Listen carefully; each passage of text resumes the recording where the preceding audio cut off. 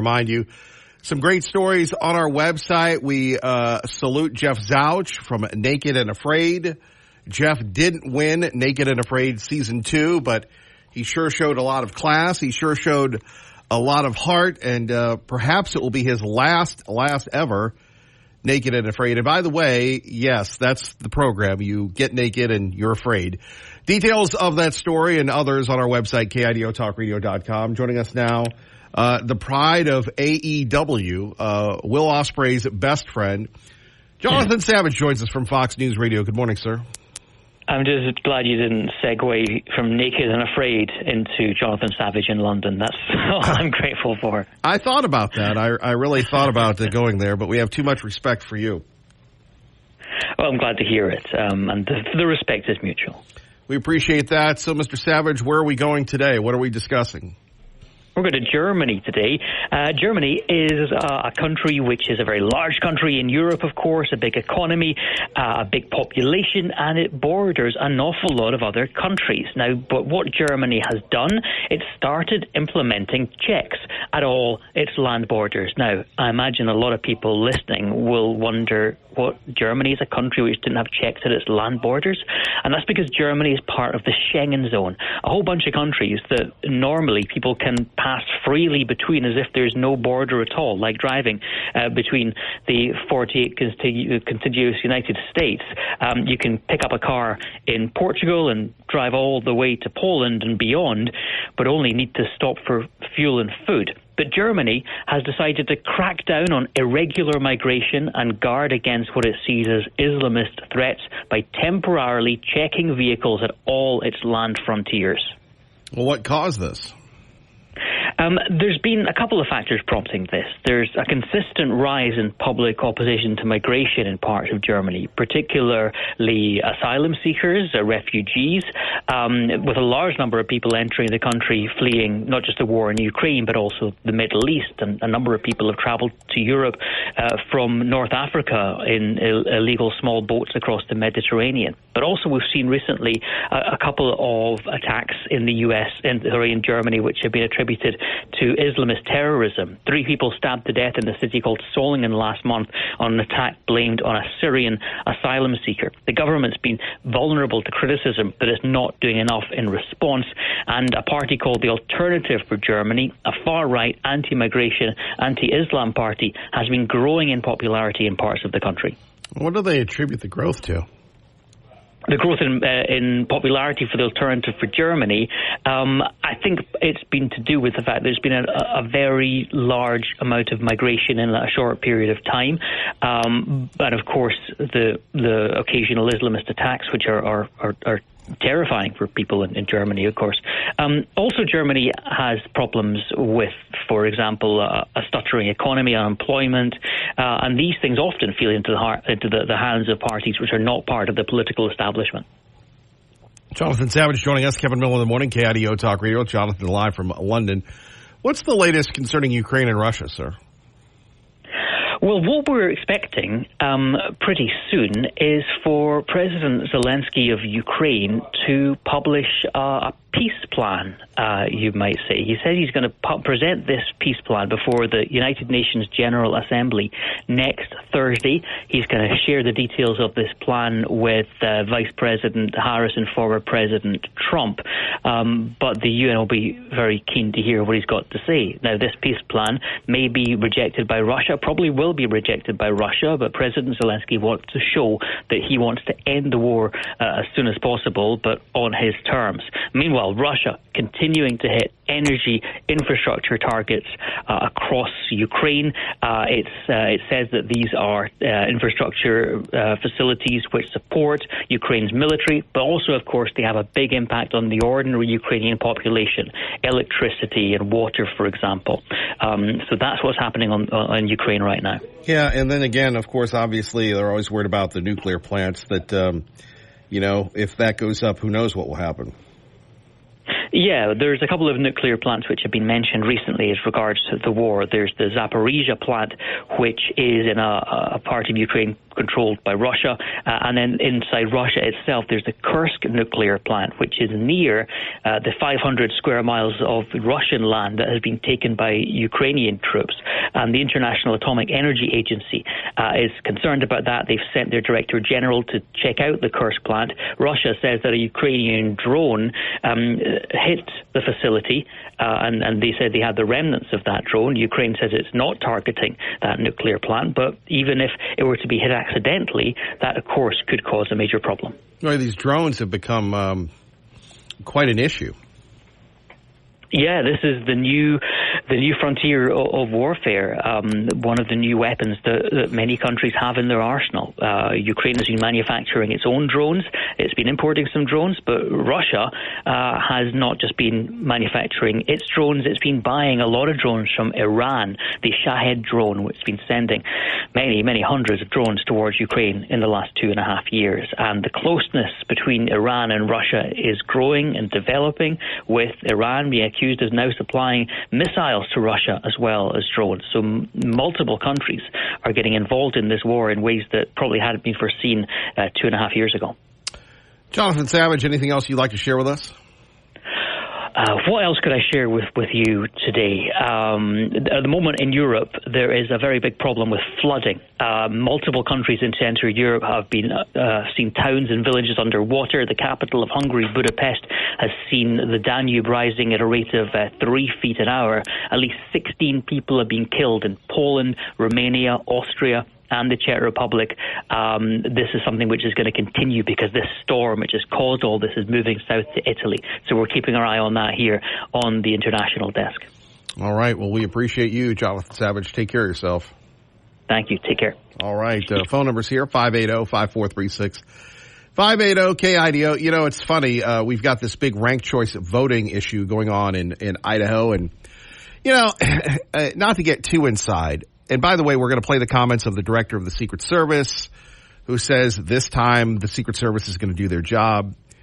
But, you know, it's fascinating what's going on in Idaho when we're looking at, you know, our big election. And the election is, you know, the primary is the election.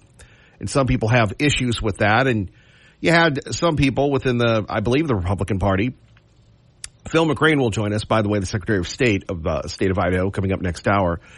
But you have people that have been tearing down signs and attacking signs. And anybody that's run for office, they've seen this garbage all the time. And our old friend, Brian Holmes of Channel 7. Now, Brian doesn't like it when I talk about him, but it shows you where Brian is. And, you know, Brian does a good job. Brian gets very sensitive, again, when we speak about it. But, you know, the thing is, there were some signs being torn down, Republican signs. And the Republican Party put up a post on this, and then Brian reposted it and said, oh, well, were you outraged concerning the pride flags? Now, look, we all live in a tolerant society today. And first of all, one has nothing to do with the other. These signs concerning ranked choice voting are political signs. They're about campaigns. They're about an issue that's going to impact everybody's lives. The pride flag is what? A symbol of a community. And by the way, thank you, Madam Mayor, Madam Pride. The pride flags are still up. Now, we had a month, then we had a weekend. Why don't we just leave them up? And if you're going to do that, as I said before, let's give equal time to the American flag. Let's give equal time to the great country that has given us the freedom to express issues that we agree and disagree with. But I digress. Again, this is why they're against us. This is why the people in the media, they're not our friends, which is unfortunate. In the old days, you would get both sides of the issue. That's why this show could, you know, go to Iraq again, or go to Kosovo, or go anywhere, and it will not be recognized. It is their wish to marginalize the success of this audience, which is too bad. But again, I saw that, and I'm going, that's a very unfortunate comment. But that is the comments that we have in the media. The media is not a referee. The media is on the side of the liberals. We saw that with the debate. We see this now. So the big issue now, because no matter how many people illegally or legally from California vote, no matter how many people illegally or legally from New York vote, we have this thing called the Electoral College. The Electoral College is a brilliant system developed by Alexander Hamilton. And somebody the other day said, you got to go see Hamilton? I go, no, I believe in the real Hamilton. I was Hamilton before the play, before we brilliantly broke down his life into a hip-hop TikTok, whatever. But Hamilton was brilliant. Was he a scoundrel personally? Yes. However, was he brilliant? Of course. The Electoral College is what makes sure states like Idaho are not just pawns, just serfs of California, Washington, and Oregon. The Electoral College still has Donald Trump in the lead. The Electoral College is the great equalizer.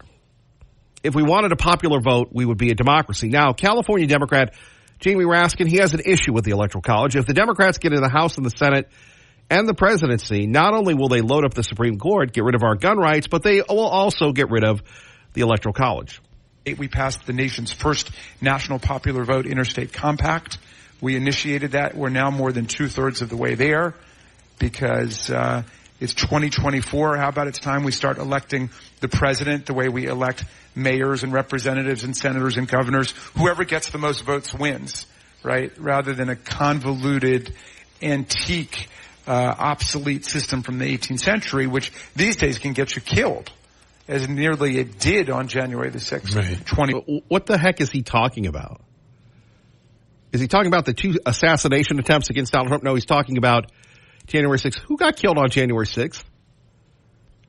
It was the mother, the wife, the Air Force veteran that was unarmed. That was the only death on January 6th, Mr. Raskin. 2021. I mean, we were meeting there just because of the formalities of the 12th Amendment, which say that you've got to have a joint session to count the Electoral College votes sent in by the governors under the certificates of ascertainment. But we knew who had won the election. Everybody knew who had won the election, but we're still going through these 18th century rituals, and that's what gave, Donald Trump the opportunity to convoke the mob, come here, we'll be wild, and then tell them to go and fight like hell, or they wouldn't have a country anymore. So look, we've had 5 popular vote losers in American history become president twice in this century alone, in 2000 and 2016. And I think well, we've had enough of you. Like I said, the Democrats, of course, want to do that because then you're going to have Gavin Newsom as the next president. Gavin Newsom, you're going to have everybody else. Gavin Newsom, you're going to do all these things. Are you crazy? America doesn't need that. What America needs is a system that is going to make sure that every state, every vote, every person matters. Like I said, they continue to try to brainwash us by saying that it's we're a democracy. We're not a democracy. We're a constitutional republic, and there's a big difference. 580-5436, 580-KIDO. Kevin Miller, KIDO Talk Radio. Okay. So here's the deal. When it comes to Secret Service protection, we provide the highest level. So, for example, yesterday, counter-assault team elements. I'm not going to go into the number of personnel that we have out there, but we have the highest levels from Secret Service. When we work with the Palm Beach County Sheriff's Office, like, for example, yesterday, during that emergency action response, we had their local tactical team assets partner with our local tactical team assets.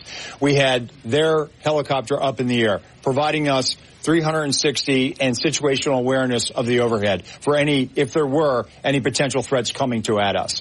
So what we did yesterday was exercise our emergency plan based on the number of tactical assets and the highest level of protection that we are providing. The sheriff and I have talked. Now, clearly, when you go down Southern Boulevard right now and you try to get over to Palm Beach and you see the robust presence that's existing outside of Mar-a-Lago, the heavy uniform presence, the additional assets of the Secret Service. And for those of you that were here in 2017, when the president was in office, when you look at that footprint now and you look at it today, there's not much difference there. There is heavy uniform presence out there. And again, what I go back to is yesterday was an off-the-record movement. Off the record. And the president wasn't even really supposed to go there. It was not on his official schedule. And so we put together a security plan, and that security plan worked. Good morning. Kevin Miller in the morning, KIDO Talk Radio. That is the acting director of the Secret Service with a big news conference yesterday at 580-5436, 580-KIDO. saying the former president now has the maximum amount of attention, protection, and everything else. However, when you think about the emotion of this, the embarrassment, and, oh, by the way, the United States Secret Service, people are hailing this as a victory. However, that the fact that the guy was there for 12 hours, that the fact that the guy was luckily spotted, and it's funny because the guy is talking about the Secret Service can't be reactive, it needs to be proactive. And there was a guy on with Neil Cavuto yesterday, and he was saying that the Secret Service, because the acting director during the news conference was whining about how stretched they are. And you have, 31, 32 protectees under the Biden administration. Does Hunter Biden really need a Secret Service agent? A full detail? It's ridiculous just how it's expanded under the Joe Biden administration.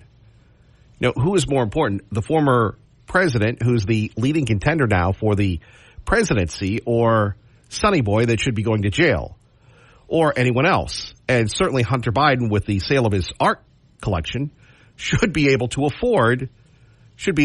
happily afford security details and protections. KIDO Talk Radio, let's get you to work safely and on time. Good morning, Dave. Good morning, Kevin. From the Idaho Pizza Company studio, your traffic on the freeway as you're coming out of Candy County into Ada County, we're looking good. No problems there. Headed up Highway 55, you'll find construction at Floating Feather Road, also Beacon Light Road starting today, so watch that as you head northbound. With the new multiplier games from the Idaho Lottery, every scratch is a chance to multiply your win from 2 times up to 20 times. More wins, more woos. That's your traffic now on KIDO. Thank you, Dave. Kevin Mill in the morning, KIDO Talk Radio. As we said before, phone number is 580-5436. 580-KIDO. Our top story, the Secret Service is meeting and is developing a plan to keep President Trump safe.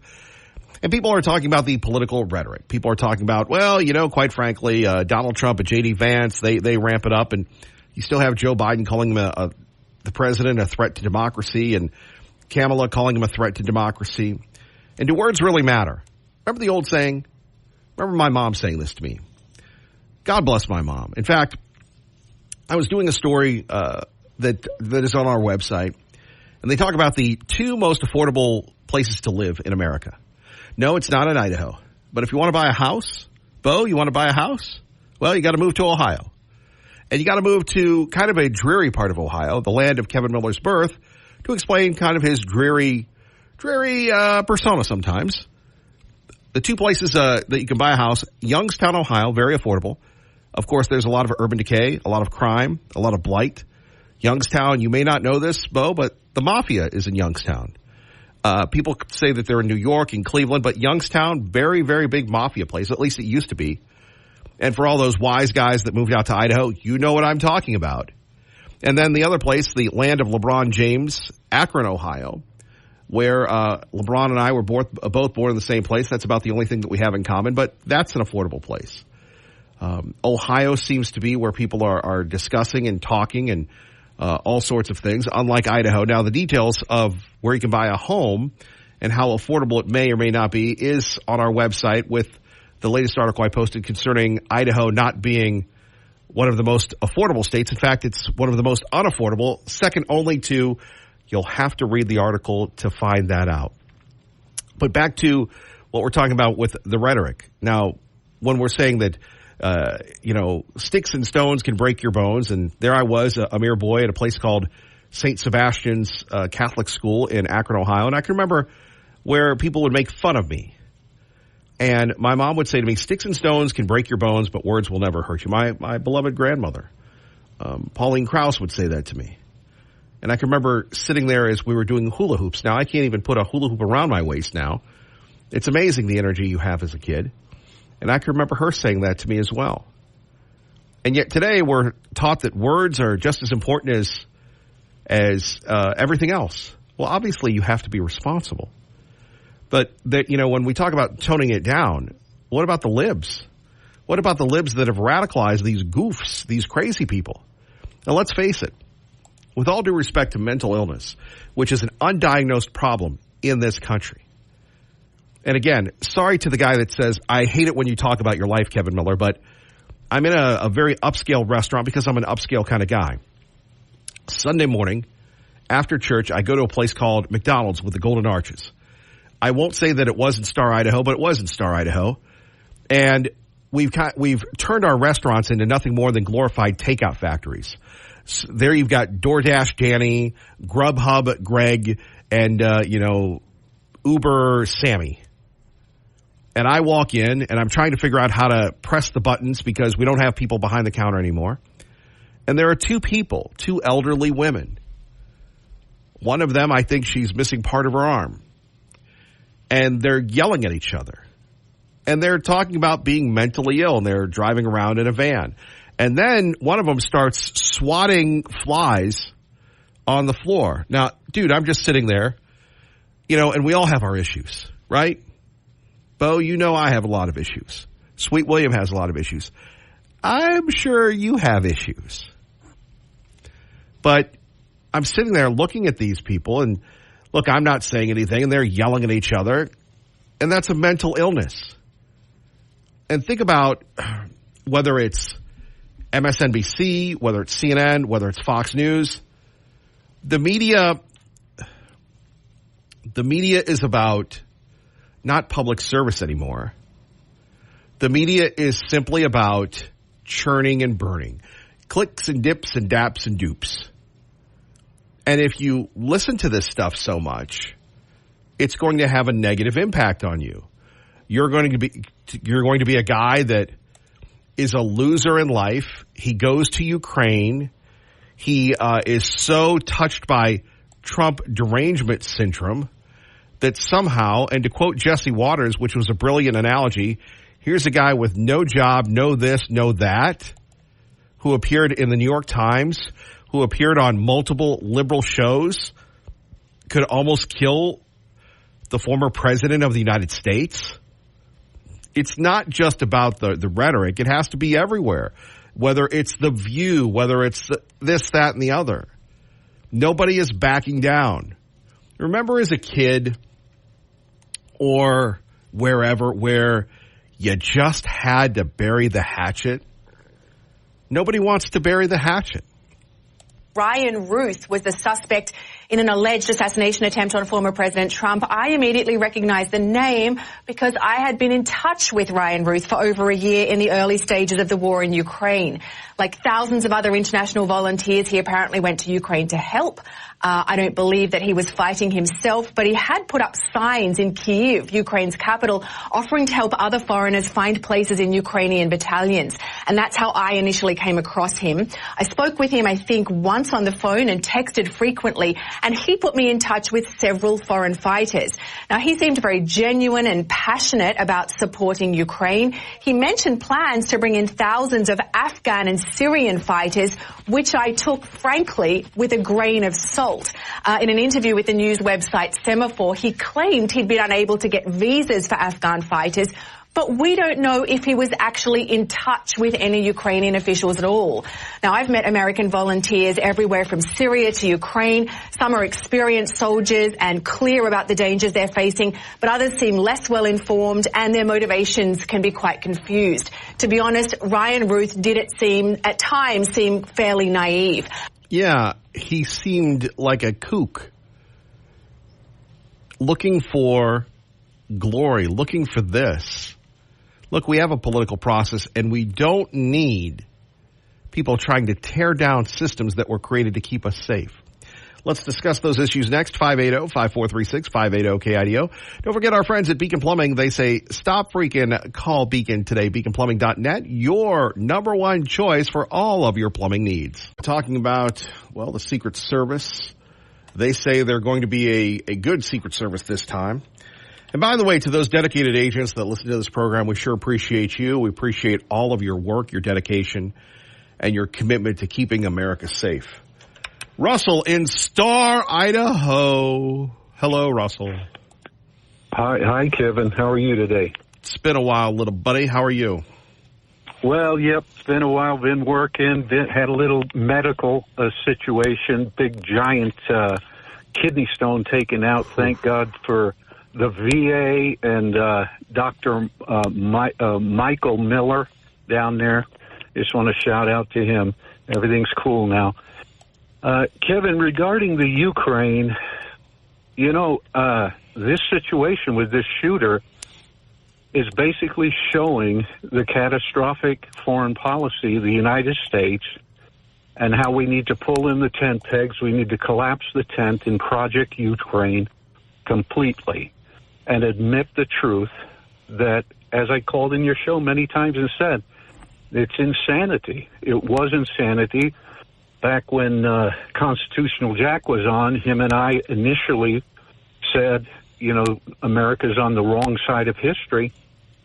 And it's showing that it's so by the shooter. Now, I look at things from God's perspective, and God allows things to happen, and I believe he allows things to happen to show us things. And he's showing America exactly what you said, the insane mental illness of Project Ukraine right from the beginning. And, this guy, my son gave me, the video of him when he was sitting there being interrogated by the Ukrainians. And it's like 20 minutes long, and I got through about 3 minutes, and I immediately said, "Oh, this guy's crazy. This guy's got mental illness." But when they stood up in the Congress, when the salamander Vladimir Zelensky was there, his name's Vladimir. Okay, he was a Russian speaker.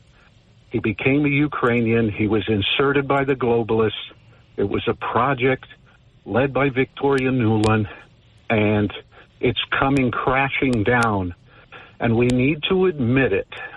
I mean, the Congress needs to admit it, that when they stood up and gave him a standing ovation, that they themselves received a false narrative of insanity. Let me jump in here for a minute. When we talk about insanity, what do you make of this guy going over there?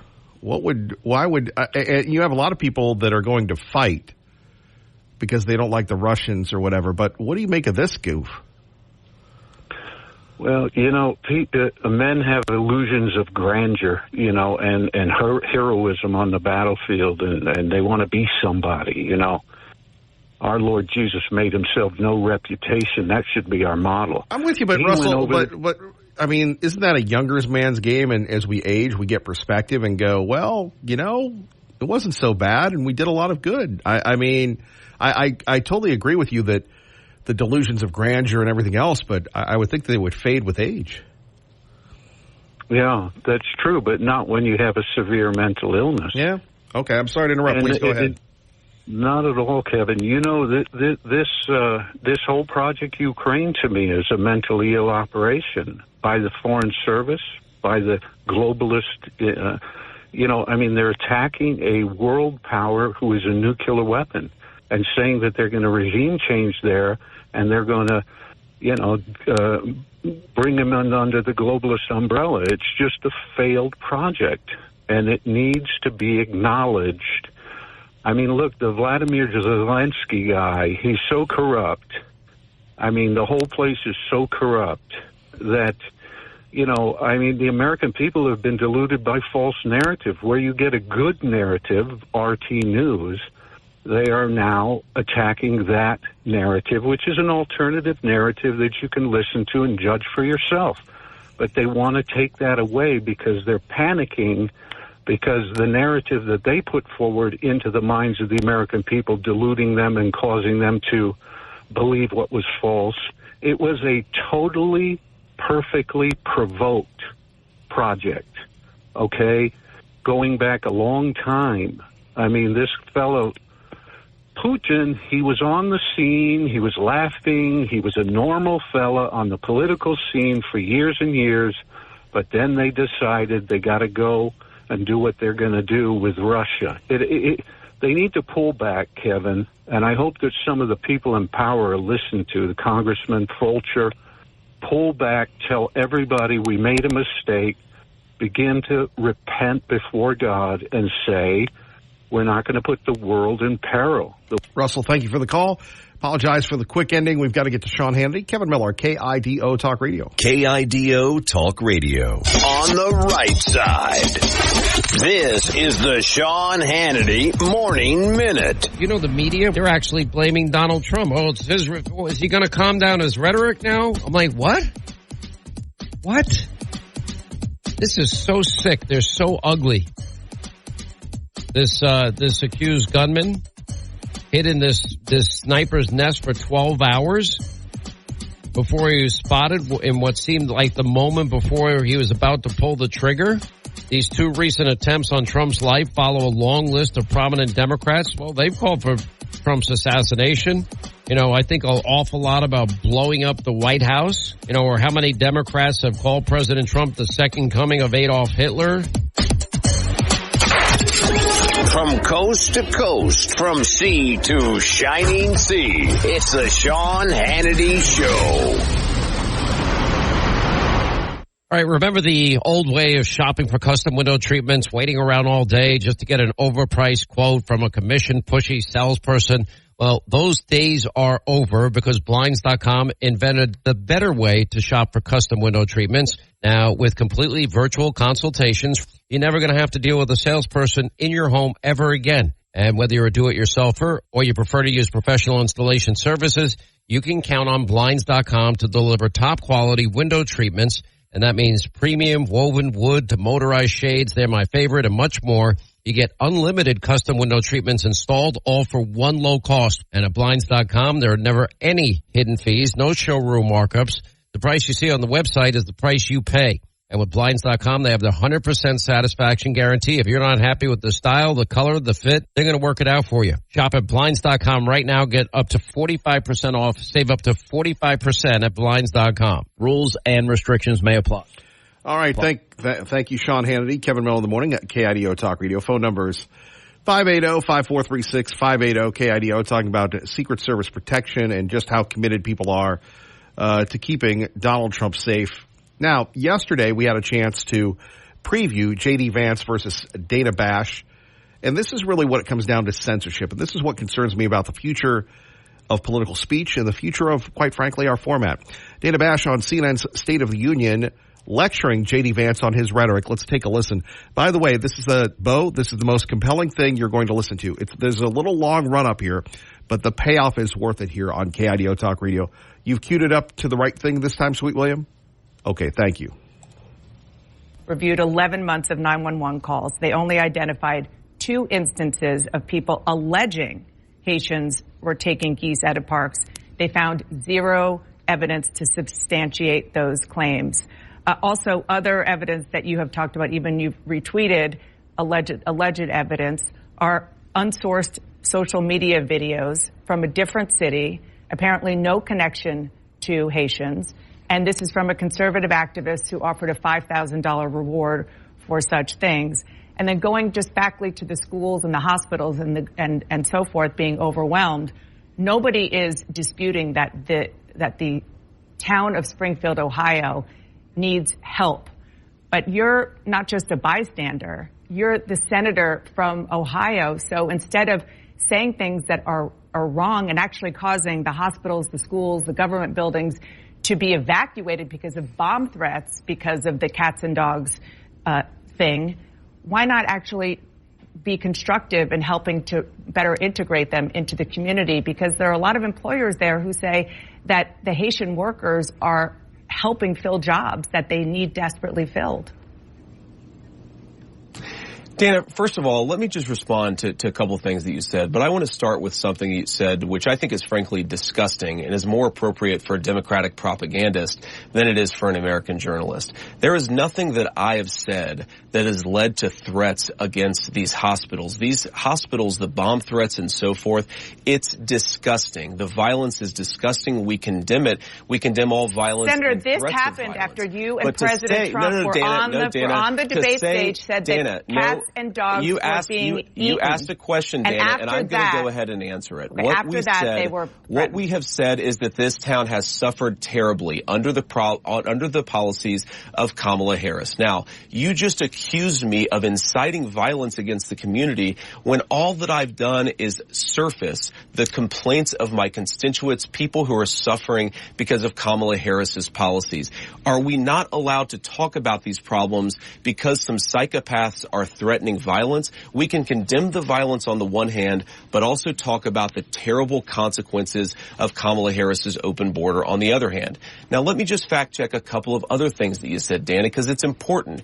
You said that all of these migrants are in the country legally. They are in the country through what's called temporary protective status. Right. That is when Kamala Harris waved a magic amnesty wand, taking people and giving them legal status. That is not to say that they're here legally. That is a terrible indictment of her amnesty policies that have further opened the border and further caused terrible migration into this country. You might not agree with the policy. So anyway, J.D. Vance pushing back, calling the CNN reporter what she is a Democratic propagandist.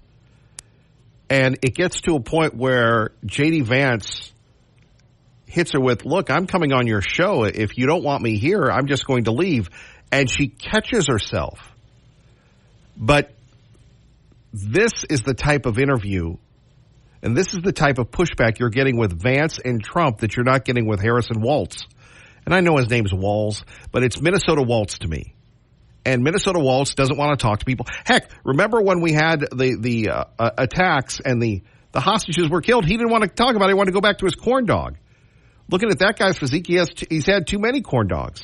More on this conversation next. I'd love to get your feedback. Kevin Miller on KIDO Talk Radio. Dana Bash has accused Senator Vance of inciting violence. Senator Vance is shot back and goes, you're just nothing more than a Democratic propagandist. Let's see, and obviously you don't, which is totally fair and legitimate. There are policy disagreements all the time. But the fact is it is the law because President Biden and Vice President Harris are. But I don't want to frankly go down this conversation about policy Dana, because you made a point. You don't. I agree. You don't want to talk about policy. No, Dana, what I want to talk about. What I want to talk about instead of about the fact, Senator, that it was Harris, your distraction. Dana, granted amnesty. You were the one who started talking about eating dogs and cats. You were the one who brought this up. The president said it to 60 million people. Cats, and I talked about it because you were ignoring this community. My constituents talked about it. Have you been to Springfield? So she tries to play the gotcha game. And you notice J.D. Vance, very calm, and Dana Bash just starts losing it. Started talking about eating dogs and cats. Level. You were the one who brought this my up. Constituents the president said it to talked 60 about eating million dog and people. Cats, and I talked about it because you were ignoring this community. My constituents talked about it. Have you been to Springfield? It's my responsibility to surface their concerns. See, here she tries to play the gotcha game. And I've done this before. Have you been somewhere on these big debate shows? It is cheap. She's losing the argument. Basically, it comes down to J.D. Vance is listening to the people in Springfield, Ohio. And they're saying this is going on. And the Democratic mayor, the government officials say that it's not going on. J.D. Vance is a senator from Ohio. A Buckeye has the right, the duty, the obligation to echo those concerns. Now, Dana Bash, shame on her for going after this guy, and this is what's happening here. They're going to wipe us out. And, earlier we were talking about, the scare tactics. No, this is simply what the left wants to do. The left really wants to turn us into a bunch of lemmings that, we're addicted to Taylor Swift, TikTok, and gosh knows what else. So we can just sit there and, do what we're told. And you can be a Republican as long as you're a Paul Ryan Republican. But if you start sticking up for yourself, well, then you're a bad Republican. You're an extremist. when the American media Have you been to ignores it. Springfield? Dana, I've been to Springfield probably 100 times in my life. How about I've taken recently, my children to get ice cream at Young's Jersey Dairy. Have you heard recently since you've gotten these calls? Have I been in the last 4 days? No, I I'm haven't talking been about in the last 4 days, but I've since talked you've to a lot gotten of these people in calls from the Springfield, Dana, constituents. and they're telling me this stuff is happening.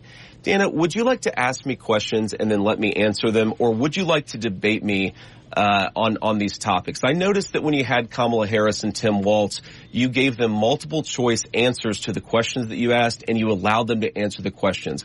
I'm happy to be here to talk about policy, but if you're going to interrupt me every single time that I open my mouth, then why am I even doing this? See, a great lecture, a great comparison, standing up for himself.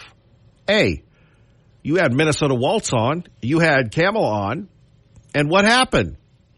Multiple choice answers, touchy-feely, and you could tell she realized, uh-oh, he's got me. We'll give you that moment in a moment. First, KIDO Talk Radio traffic. Good morning, Dave. Good morning, Kevin. From the Idaho Pizza Company studio, coming out of Candy County into Ada County, do have an accident reported eastbound. Should be right near milepost 34. Watch for that. There is lane blockage. Overland and Meridian working an accident as well up on the side of the road now. Call Beacon Plumbing for same-day and 24/7 emergency service. 208-207-5560 or visit beaconplumbing.com. Stop reeking. Call Beacon. That's your traffic now on KIDO. Great point, Dave Burnett.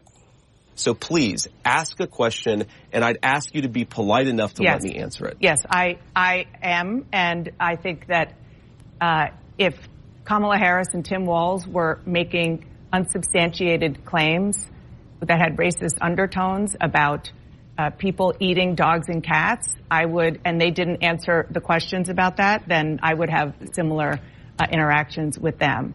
As you know, I am very grateful that you come on the show, as I am for other Republicans. But this is something that See, here's the deal. She went too far, and now she's backtracking it. But it was great. This is brilliant. This is a lesson on how to handle a liberal bully. Get specific and compare. Ask a question, and I'd ask you to be polite enough to let me answer it. Yes, ask a question, and please let me answer it. Is that asking too much, Dana Bash? I talked about it because you were ignoring this community. My constituents talked about it. Have you been to Springfield? It is my responsibility to surface their concerns when the American media ignores it. Have you been to Springfield? Dana, I've been to Springfield probably 100 times in my life. How about recently? I've taken my children to get ice cream at Young's Jersey Dairy. Have you heard recently since you've gotten these calls? Have I been in the last 4 days? No, I haven't been in the last 4 days, but I've talked to a lot of people in Springfield, Dana, and they're telling me this stuff is happening. Dana, would you like to ask me questions and then let me answer them, or would you like to debate me on these topics? I noticed that when you had Kamala Harris and Tim Walz, you gave them multiple choice answers to the questions that you asked, and you allowed them to answer the questions. I'm happy to be here. Let's have a discussion, not a debate. Kevin Miller. Radio, blessed to be with you. Phone numbers 580-5436, 580-KIDO. Our top local story. We are on Ranked Choice Voting Watch, and you have a lot of conservative people, a lot of members, I think, of the Freedom Caucus. If you're not familiar with that, the conservative movement in the Senate. By the way, in the House, you have people making videos about ranked choice voting. I think I didn't see the editorial, but somebody turned me on to the editorial concerning Speaker of the House Mike Moyle talking about ranked choice voting. This is again another referendum on how conservative Idaho is. And you had Speaker Moyle that was under attack by people that said that he wasn't conservative enough. Bad Mike Moyle. And big money being spent. Are the days of quaint little Idaho over? Are we on the road to being Montana?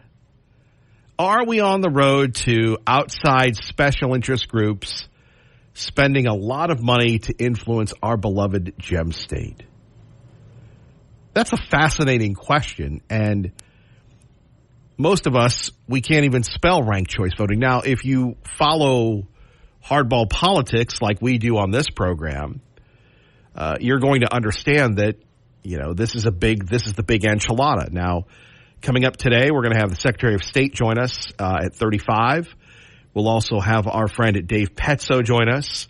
A rocky road once again for his beloved markets. And then we will have Theo Wold join us from the Claremont Institute on his thoughts on all things Idaho and international. But before that, we'll take your calls at 580-5436, 580-KIDO. So you have the signs going up, and people are ripping signs and all sorts of things. And I know the propagandists will come out and they'll go, well, Idaho isn't fair. I think retired Supreme Court Justice Jim Jones, when he's not at his favorite Boise restaurant, his favorite Boise breakfast place, which we know what it is. And I think Jim Jones reached out to me years ago when he was retiring from the Supreme Court because he wrote a book.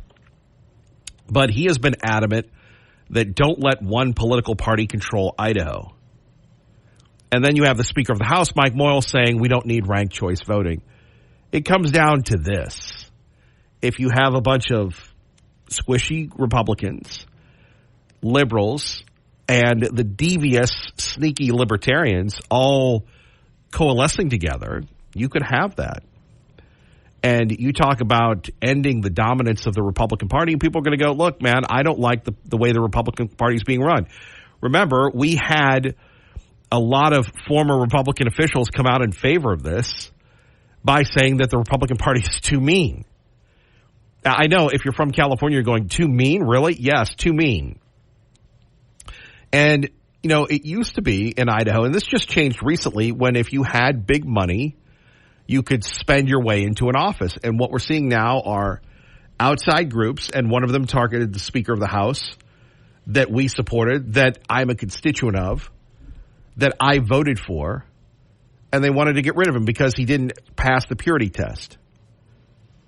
Because he wasn't conservative enough, so we're going to replace him with somebody else. Well, that didn't work. But the amount of money being wasted on this is absurd.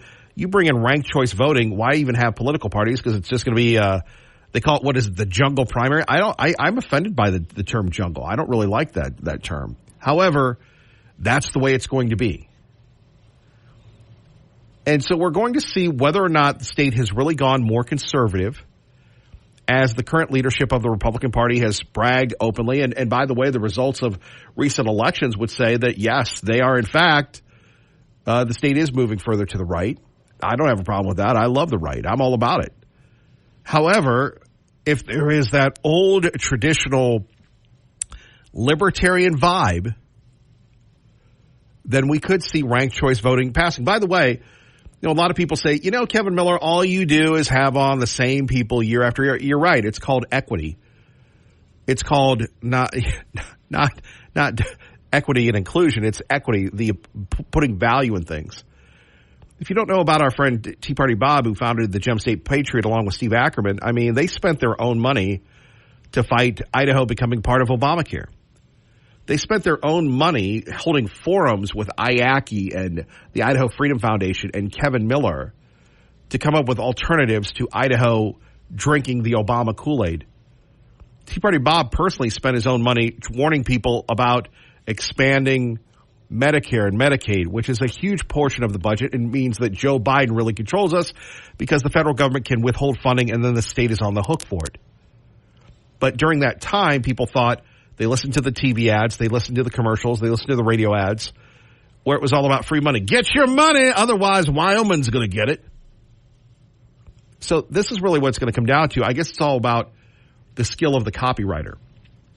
If the copywriting is good and the ads are good, people are going to go, yeah, we need to be like Alaska. Yeah, we need to get rid of political parties. Down with everything.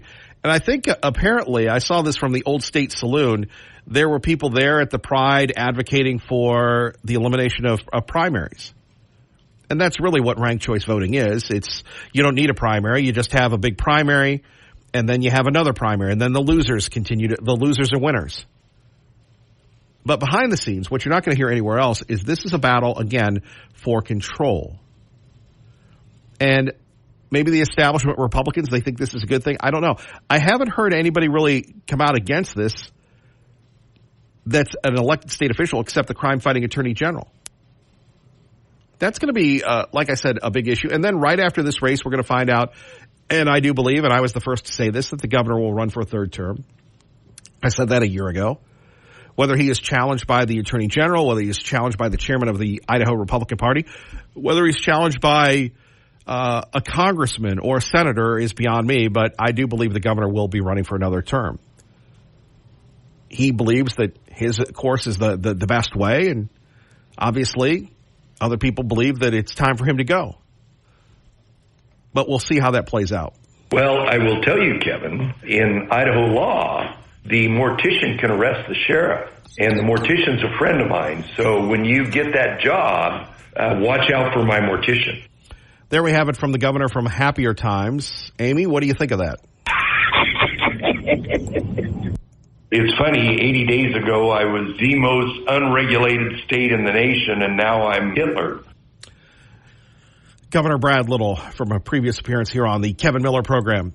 Earlier, we were breaking down this interview between J.D. Vance and Dana Bash, and if you missed it, here is what they call the money shot, folks, where Dana Bash accuses the senator from Ohio of being a domestic terrorist.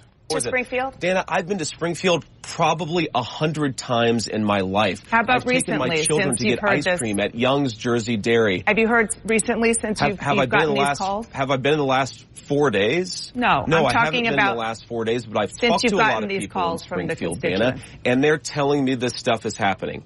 Dana, would you like to ask me questions and then let me answer them, or would you like to debate me on these topics? I noticed that when you had Kamala Harris and Tim Walz, you gave them multiple choice answers to the questions that you asked, and you allowed them to answer the questions. I'm happy to be here to talk about policy, but if you're going to interrupt me every single time that I open my mouth, then why am I even doing this? So please ask a question, and I'd ask you to be polite enough to let me answer it. Yes, I am, and I think that if Kamala Harris and Tim Walz were making unsubstantiated claims that had racist undertones about people eating dogs and cats, and they didn't answer the questions about that, then I would have similar interactions with them. As you know, I am very grateful that you come on the show, as I am for other Republicans. But this is something that you're hearing from constituents. I did a lot of reporting. I talked to people in Ohio over the weekend, and they're really worried about these claims. The policies, yes, I am agreeing with you that what I heard is that there is concern that these migrants, there's a lot of them, and the integration isn't being done fast enough and well enough. And that's a totally... So in other words, she surrendered. But back to his point, you had the libs on, liberal, and the liberals just ran wild and free. What about me? You're accusing me of doing this? I'm a sitting United States senator. Sometimes people lose perspective. Sometimes people lose their place in the multiverse. Legitimate conversation. But there are other conversations that are happening. Aiden Clark, who is an 11-year-old boy who was killed in Springfield last year. It was a car accident involving a Haitian immigrant. You said that he was murdered. His father said that's not true. It was an accident. Here's what he said to you. Politicians, Bernie Moreno, Chip Roy, J.D. Vance, and Donald Trump, they have spoken my son's name and used his death for political gain. This needs to stop now. They are not allowed, nor have they ever been allowed to mention Aiden Clark from Springfield, Ohio. I will listen to them one more time to hear their apologies. Senator, he's asking for you to apologize. Will you? Dana, first of all, my heart goes out to the Clark family, and I don't bring their son's name up because they've clearly expressed a preference for politicians to not bring their son's name up. I wish them all the best. I can't believe what kind of a tragedy they've experienced, but I'm still going to keep on talking about what the migrants have done to Springfield, Ohio, and what Kamala Harris's open border has done to Springfield, Ohio. And Dana, I think this illustrates the entire contrast between how we're trying to go about this debate and how a lot of the Democrats are trying to go about this debate. They're talking about 12. And there we have it. We'd love to get your reaction next, 580-5436-580-KIDO. But here we have clear, concise, obviously on KIDO Talk Radio, obviously on national television, and the liberals are condemning Senator Vance. The liberals are saying it was a bad... No, he wasn't. Look, Basically, Dana, you had on Waltz and you had on, what's her name, Harris. And it was, oh, what's your favorite color? Oh, Timmy, what's your favorite play at the line of scrimmage? JD, you're a pile. And again, that's part of the Great Awakening. The Democrats, they want to limit speech. They're trying to limit the speech of a United States senator. Are you going to let them get away with it? Let's talk about a ban on assault weapons. We've now had in these two assassination attempts in the last 60 days, we have had people with clear mental illness. We don't know what their motive is, but we know that they have mental issues, and they've got, this one has a long record, who somehow got their hands on weapons of war, on assault weapons. I mean, how does a teenage kid get an AR-15? How does this guy get the gun that he got? And Republicans do not want to address the fact that this country is awash in guns that are assault weapons, that are weapons of war that can cause incredible destruction in very little time. I would think to myself that that just happened and that has happened in the 60 days should do something to invigorate a bipartisan solution on that. But no. The only thing they do is blame the Democrats. Well, is there really a bipartisan solution? When's the last time there was a bipartisan solution? Oh, that's right, when we held the Secret Service accountable. Good morning, Kevin Miller, KIDO Talk Radio. Don't forget our friends Clay and Buck, Sean Hannity, Lars Larson today, right here. Coming up, Taylor Swift,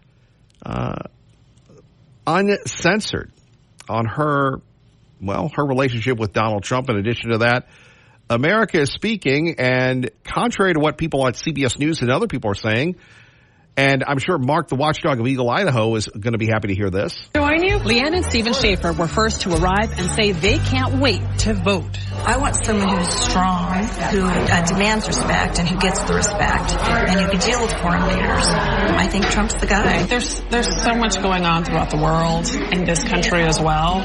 But do you remain hopeful about America? I tell you, I've never owned a gun in my life, and I own 4 of them now. Really? Did you hear that? First of all, I want someone who could deal with foreign leaders. I think Trump is the guy. And then here you have this gentleman going, I've never owned a gun in my life, and now I have one. Quite frankly, I think everybody should go out and buy a gun. And the look from the CBS News reporter, why would you buy a gun? Because people are afraid. People are concerned. And when they see their rights being taken away. Now, across the country, we're getting a lot of this man on the street and a lot of these folks, again, from CBS Mornings, which is a liberal program. I'm sure they're nice folks, but they're libs. So they go out to Nevada voters and they say, what do you want? Rosie Martins is originally from Mexico and appreciates the Moscow Mule. Her husband, Gary, is from Portugal. The Republicans are concerned about the economy and the border. I want it to be secure. I want it to be something that the people will not be in danger when they cross in their kids and their families, and to know who's crossing, too. If you're not following the rules, then you don't have nothing to do in this country. Yeah, I want the border to be secure. And you think people coming from other countries that came here legally would be saying, no, open the border. Look, they're taking everybody's jobs. And I will say this, as an activist, as an advocate for America, who has traveled across the country before finding my home in Idaho, I saw this in the South. I saw this in the Midwest. We see it here where people will buy the illegal labor, where we have folks at the Idaho legislature that what do they want to do? They want to make sure that people that are here illegally can drive legally. Folks, that is just insane. We're incentivizing people to break the law. Are we not? Pete in Mountain Home with Kevin Miller on KIDO Talk Radio. Hello, Pete. Kevin, one of the interesting things I just saw that's going on in Ohio, there's a sheriff in Portage County which is east of Akron? Portage County, yes. Portage. Okay, I'm sorry. I gave it the frog pronunciation. No, it's quite all right. It's funny when people reference the land of my birth as a fellow Ohioan like you would know. It's just funny to hear the, Portage County in Idaho. But please go ahead, sir. Anyway, the sheriff, after seeing what's going on in Springfield, Ohio, he's telling people in his county that they need to go out and write down the addresses of any houses they see with a Harris sign. So if Harris wins and she starts importing more people into his county, they can put them up in the houses of the people that support Kamala Harris. Send them that way. I think that's a great idea. You wanted them, so here you go. Here's your share.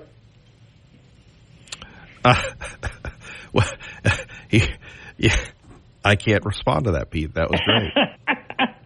That's the kind of sheriff we need. I would say that would be great, and I just feel bad for the people of Springfield, Ohio, and then you have the Governor DeWine going, well, the workers, and I'm thinking American workers. Those people in Ohio and Pennsylvania, Michigan, they've all lost their jobs. First, they sent them to the South. Then they sent the Southern jobs to the foreign countries. Those people are hardworking people. They deserve an opportunity to earn a living. And quite frankly, I'm sorry, but we need to take care of Americans before we take care of anybody else. You got it, Kevin. And I am sure that all of those Haitians, if they're working for a lot less money than an American would. Well, and Pete, you bring up a good point. So just like the H1N1 visa program, so they don't have the same rights as Americans. It's more like indentured servitude. So, of course, you're not going to get human resources. You're not going to get whistleblower protection. Essentially, these workers are owned by these corporations. And if they don't like you, they get rid of you. Which is why they want to keep importing them. Yeah. I can remember disagreeing when they talked about the H1N1s when that was a big deal with Micron, probably still is. And someone explained to me, you spend, I don't know, Pete, let's say what $30,000 is still a lot of money, but let's say when $30,000 was a lot more money 10 years ago, you spend $30,000 or maybe $50,000 getting an engineering degree.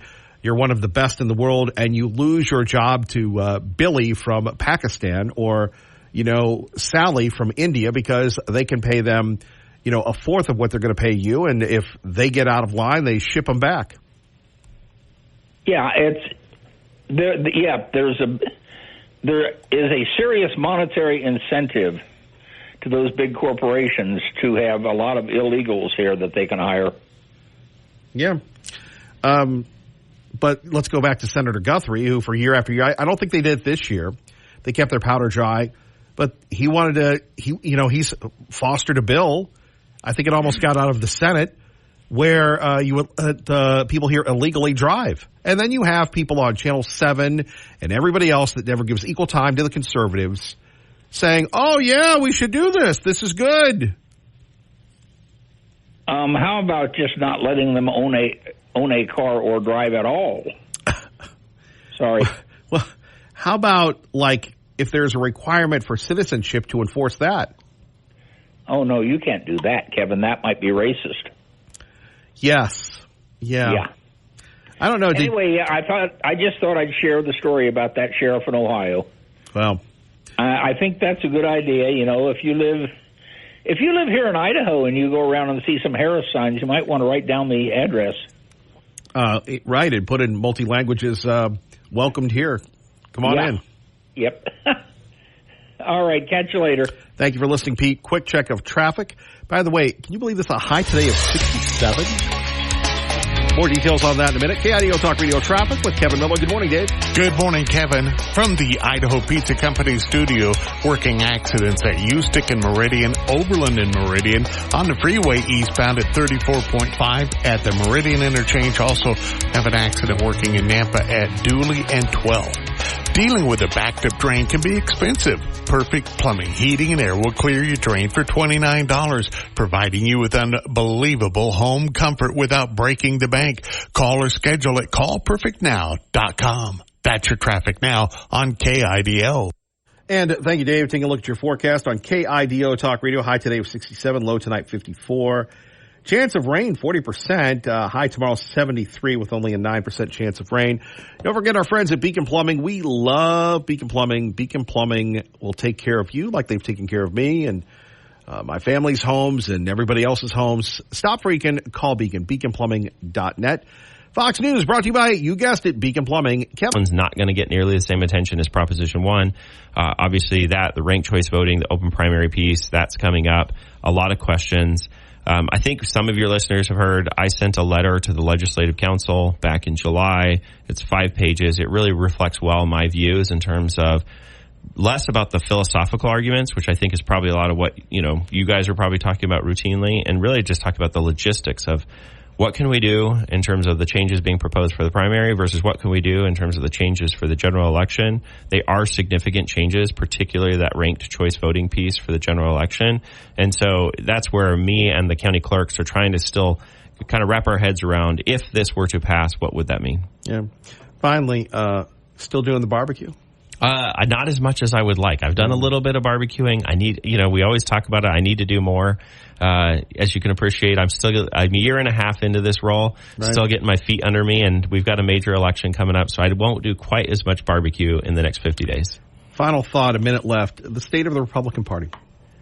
That's a great question. And we had the governor on like 2 years ago. He goes, blah, blah, blah, blah, then he just moved on. So the most dominant political party in the country at a state level. Red state, super majority. I will say this. It's been eye-opening to me, not just stepping into this role, but I now work in the Capitol building, and you can feel the tension among the Republican Party rise in the Capitol, just among the legislature. I read an article recently about friction even within the Freedom Caucus and divide there. And if we're starting to parse at that level, that's really difficult. I think it would probably surprise listeners to say, I think I'm a big tent Republican. I want us to work together. I think we actually do share more in common, and it's unfortunate that we find small issues to try and divide ourselves on. What I'd say will surprise people is Chairwoman Moon and I probably talk a couple of times a month. We have different issues pop up just because of her role and my role. You put in a good word for her with me. I'll try my best, yeah. If you could put a good word in with her for me too. Yeah, I don't think that's going to work, but anyway. Yeah. But we need to be, in order for our state to thrive, for the people who are moving here, because a lot of people are moving here because of our values, we want to reassure them that the state's working well, and some of this fighting isn't serving any of us. Agreed.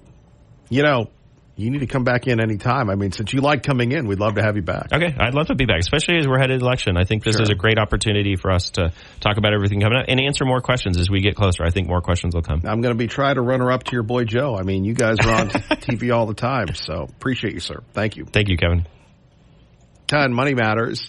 How many years have you been doing that show, Dave? Oh, goodness. 35, I think. Maybe 36. 36 years. Just a little while, yeah. If you could go back in time and talk to the young firebrand Dave Petso, what would you say to him? Oh, my goodness. Well, I would say how fortunate I was. Honestly, I would. And to recognize how fortunate you are to have an opportunity to do radio. And do radio with, as you know, my good friend and just one of the best in the business, John DeWayne, and to be around as Rush Limbaugh changed all of that. That's, it's a funny question you ask and a really good question you ask, Kevin. And I think I would say that. It's a very fortunate thing. And sometimes you have to live life, grow up a little bit to recognize how incredibly blessed you've been and the amazing people you've run into on the way that really kind of helped you in your path, and it would be nice at a younger age if I would have recognized it as much as I do now. Yeah, they say youth, unfortunately, is wasted on the young. Yeah, it most certainly is. Yeah. It most certainly is, yeah. For people that aren't familiar with John DeWayne, tell us a little bit about him. Oh, John, I always called him the great connector. John was just a guy that he really connected people together. I think of a guys group that we've had for, up until, a few years ago. Everybody gets old and kind of goes away. But, none of us had a relationship but through him, we all had a relationship. And that's the way I thought of John, was just connecting people. And he had a sincere love of this country, his community, radio, and God. And it's just a super fun guy to be with. For those of you, those people that know him or listen to him, got that sense. John was really who he was on radio. That was really him. Very real, transparent guy. Yeah. It still has an impact on your life today. Oh, yeah, absolutely. And I think many others, it just is very important. He was a big person, and he was. And as you know, he just was a real talent, a real radio talent. And, he took KIDO radio from 0 rating, and I'm not joking or exaggerating. Nobody listened to it, to number 1. And that's quite a feat. And I'm pretty sure that Kevin Miller could tell you about how doggone hard that was, because he came in and did the same thing. So, well, I'm just trying to keep the legacy going. But I thought, so many times people are in our lives that are so special, and we don't give them enough credit. And I thought, why not talk about John for a minute? Yeah, absolutely. Yep, he deserves a lot of credit, and we all, as you made me reflect on all those people that changed the course of your life or enhanced the course of your life. Either way, I guess, is a change, but he was certainly one of those in my life. Well, and you bring up a good point. There's a couple of phrases. Bob Schieffer, when he was giving up the post at CBS's Evening News as the anchor, he was just the tripwire guy, but he brought everybody in and said, "Look, it wasn't me. It was I'm a collection of all the people that put time into me." And Arnold Schwarzenegger just wrote a book about all the people that made him. And if that's a lesson that we can impart to people today, yes, it is a meritocracy, but it's that person that takes you aside for a moment, or that says, you might want to do this, or that shows an interest in you, that really is responsible for a lot of our success. Oh, it really is, and it can just be a kind word. It really can, and you're really pretty good at this.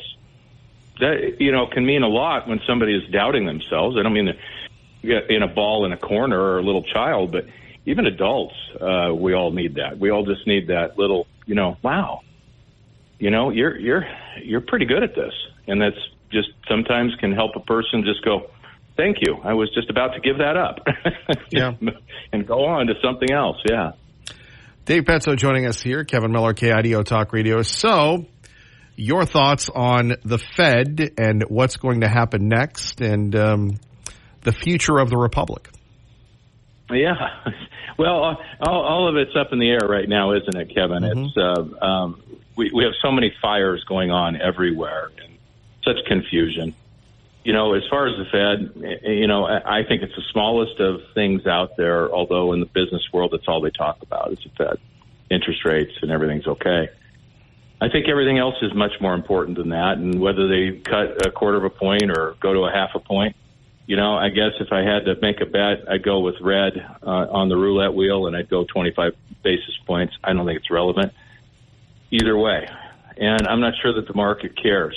It's baked in, and interest rates have already fallen, as we've talked about endlessly. They're already reflecting the drop. So it's not that interest rates are going to go down, and I guess they will for short-term things that are only tied to prime lending rates, which is not your mortgages or anything like that. But at any rate, having said that, I think all the other things are much more important, really, and I don't just mean ultimately to the world. I think the idea that we're heading to a presidential election where tax rates could skyrocket. We could run into a situation where more government, which is already way too big, and that's not an opinion. That's a fact. It's too big. It's just sucking up half of all of our resources now. I can't even believe that I'm saying this, but half of our GDP is regulation and taxes now. I don't know how we exist that way. And there's no talk about rolling it back. One party wants to expand that. The welfare state, I'm going to give this, I'm going to have a tax credit for that. None of the economic policies make any sense. Not that Donald Trump is a phenomenal economist. I don't mean that his policies are perfect either. But we have a circumstance now where, heading into this election, it is a very meaningful, powerful force in the business world if Kamala Harris and the Democrats take the Senate and the House. It's a frightening thought. And when we add into that all the possibilities of what's happened with Afghanistan and all the weapons in terrorist hands, we don't have a policy in Israel, so I don't know what our policy is. I can't put it down because we don't have one. We don't have a policy in Ukraine, so I can't really say it's wrong because, well, they don't have one. But what I do know is that our policy in Iran is so failed that they're about to have a nuclear weapon, some say within the next 90 days, before the election, before the new president is in anyway. I can't even imagine that we've gone this far. We don't have any sanctions. So our policy is our policy towards Iran is to allow them to build a nuclear weapon. Now, I don't think that's a stated policy any more than the Forest Service stated policy is to make sure humans can't go to the forest. But that's the actual result of what their policies are. And they do nothing about it. And it's nothing to say about all the terrorists in our country. We have got an enormous amount of fires that all, in my mind, to our economic future are far, far more important than whether we cut a quarter of a point or half a point. But the business news won't talk about it. But he will talk about it. Dave Petso, host of Money Matters, Kevin Miller in the Morning, KIDO Talk Radio.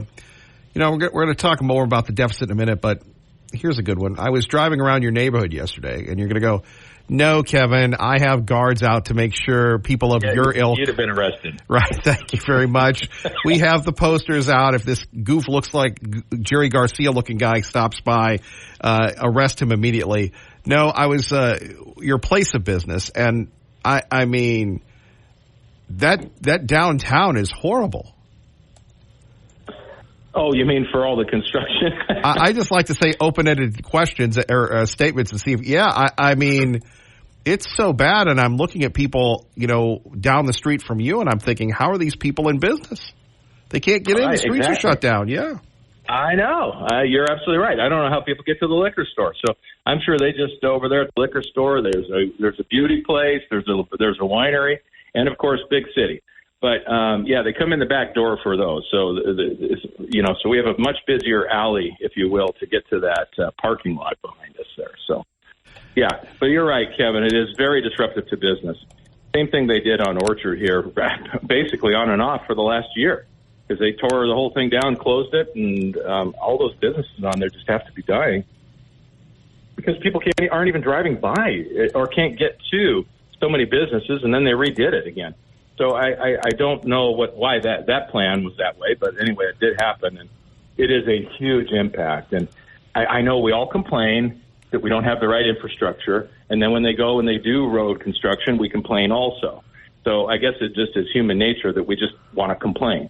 But it is really difficult in downtown. There's no doubt about it. But when it's done, I think it's going to be a very nice little, if you will, pedestrian-type area all the way down to 8th Street. So I look forward to it. I hope that's because, it's my overly taxed money in the great CCDC district that I get to pay mountains of taxes, and then my good friends get to decide to give it to their friends. So it's really I'm sure, a corruption-free environment, and I'm just glad that I could buy a few sidewalks. Well, we appreciate those sidewalks, and if they could give you a branding, it wouldn't be that bad of an ROI. So here we go from the Wall Street Journal, something that you and Senator Crapo have discussed for years and years and years.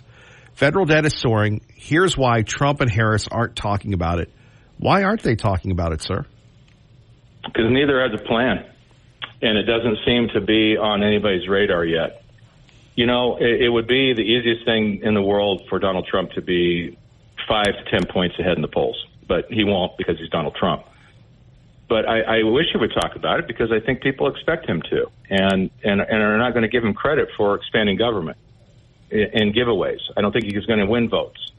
I think that's a Democrat thing, and I think it's also way overplayed and way overthought. I don't think that most people think that the student loan giveaway is good. I think that irritates Democrats, that they paid for their kids to go to school. that they, in fact, or their kids didn't go to school, that they were stupid enough to not go get student loans. I think that all these things are overplayed. I'm going to do this, I'm going to do that. And I just think it's a game. It's kind of like you just put for Donald Trump, it's, in my mind, it's as absurd as a bull waving a red flag. Come get it. And he goes, okay, I'll go do that. And he does it, and does it, and does it, and does it again. And yet everybody says, if you would just be presidential, you win. Your policies are so much better. I believe you on all of these important things. But you just so irritate me. I will vote for Satan instead of you. I will vote for anybody except you.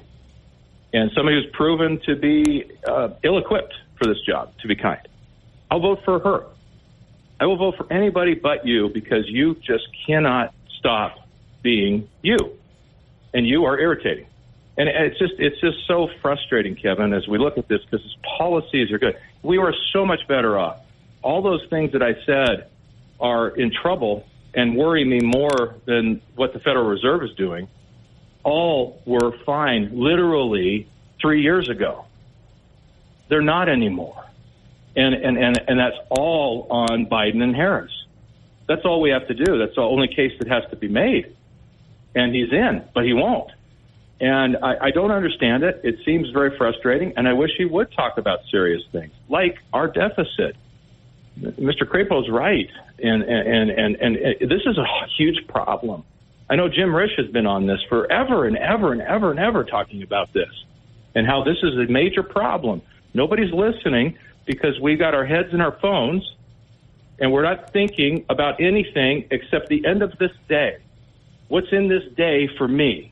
And until we turn this into a moral question of spending our inheritance away on our children and grandchildren and thinking about it that way, why would we stop? It's just dollars. It doesn't matter. Besides, we could just turn it into a simple, stupid, not true argument. Oh, the rich will pay for it. They don't pay taxes anyway, which is simply not true. And you can't take it. There's not enough with the rich. It's coming from the middle class and future generations. And that's just simply wrong. It's really wrong. And we need to do something about it. More coming up with our great friend Dave Petso next, talking about your money with Kevin Miller, KIDO Talk Radio. A couple things. So I have a little news for you. David, are you there? I did it again. I hit the mute button. Just amateur hour here. Sorry. Well, that's why we have Bo for you. I know. I know. I just get worried. A lot of operator error here, buddy. I got to leave it to Bo. He'll mute me. I don't need to worry about it. Sorry. I'm with you. Look, I used to run your show, and as you know, when I would run your show, you didn't know if you were on the air or not, but Bo's pretty good. Different ball game. He's far superior to running a show. He's a very good talent at that, as opposed to yours truly. And you were always very patient. So, from the Wall Street Journal, we've got the big federal court going on in Oregon about the FTC and Kroger and Albertsons, and it's fascinating here. But let's just say that if the court decides with the FTC based on its narrow market definition, it could have an ironic impact of opening up the path for following giants such as Amazon and Costco to pursue supermarket acquisitions, including Albertsons. It could also embolden discounters to buy up grocery chains more aggressively. Aldi certainly has the appetite. Earlier this year, it closed the acquisition of Winn-Dixie and Harvey Supermarkets, their regional chains. So what do you make about Amazon perhaps buying Albertsons? Why not? Albertsons needs more lift. They just can't do it. They are going to go into shrink mode, I believe. I think it was a great idea to try their superstores. I just don't know how you compete. They're so expensive to put up and to continue to fund all of the employees in them. Again, I just think this is this is not the model of having giant convenience stores on every corner. Unless Albertsons can figure out how to get grocery prices down, That's what they're relegated to, and they will go out of business. They're going to have to start closing stores.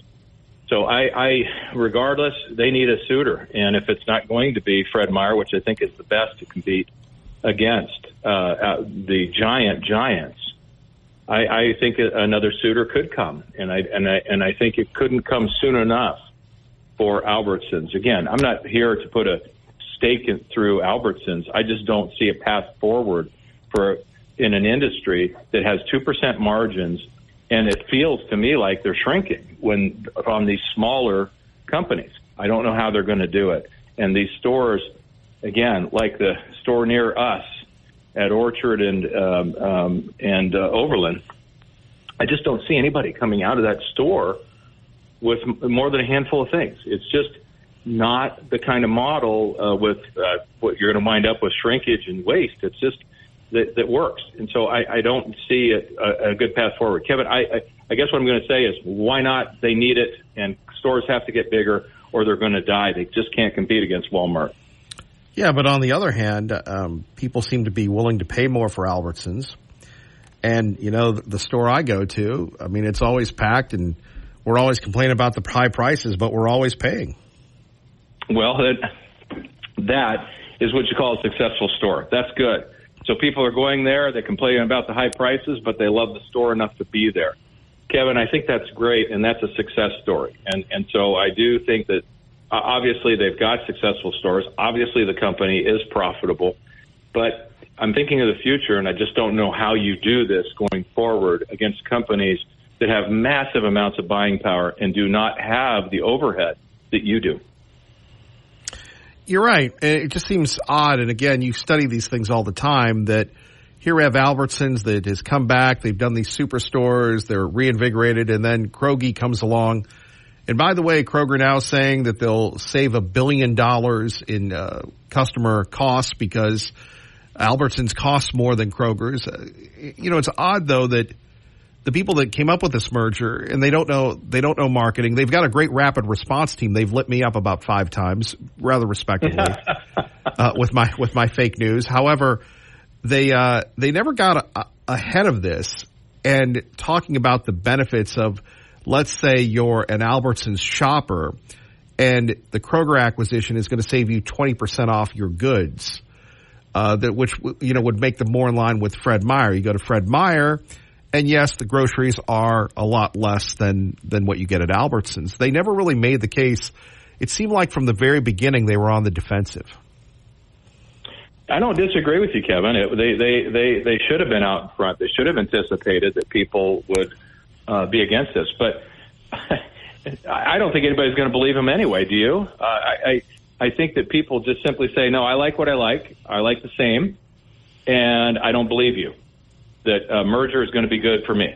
So it's not a something that I think people follow the economics of the grocery business and how difficult it is. I think just they kind of look at it and go, the prices are too high, or somebody like Kamala would just be laughed out of every meeting she goes to. We're going to drive it down those prices and those gouging corporations. Well, okay, but it's not true. And it just simply isn't true. But people don't understand the economics of it, and I think that they needed to have done a better job of trying to stop or get out in front. They knew they were going to do this, and they had to know that people were going to push up against it.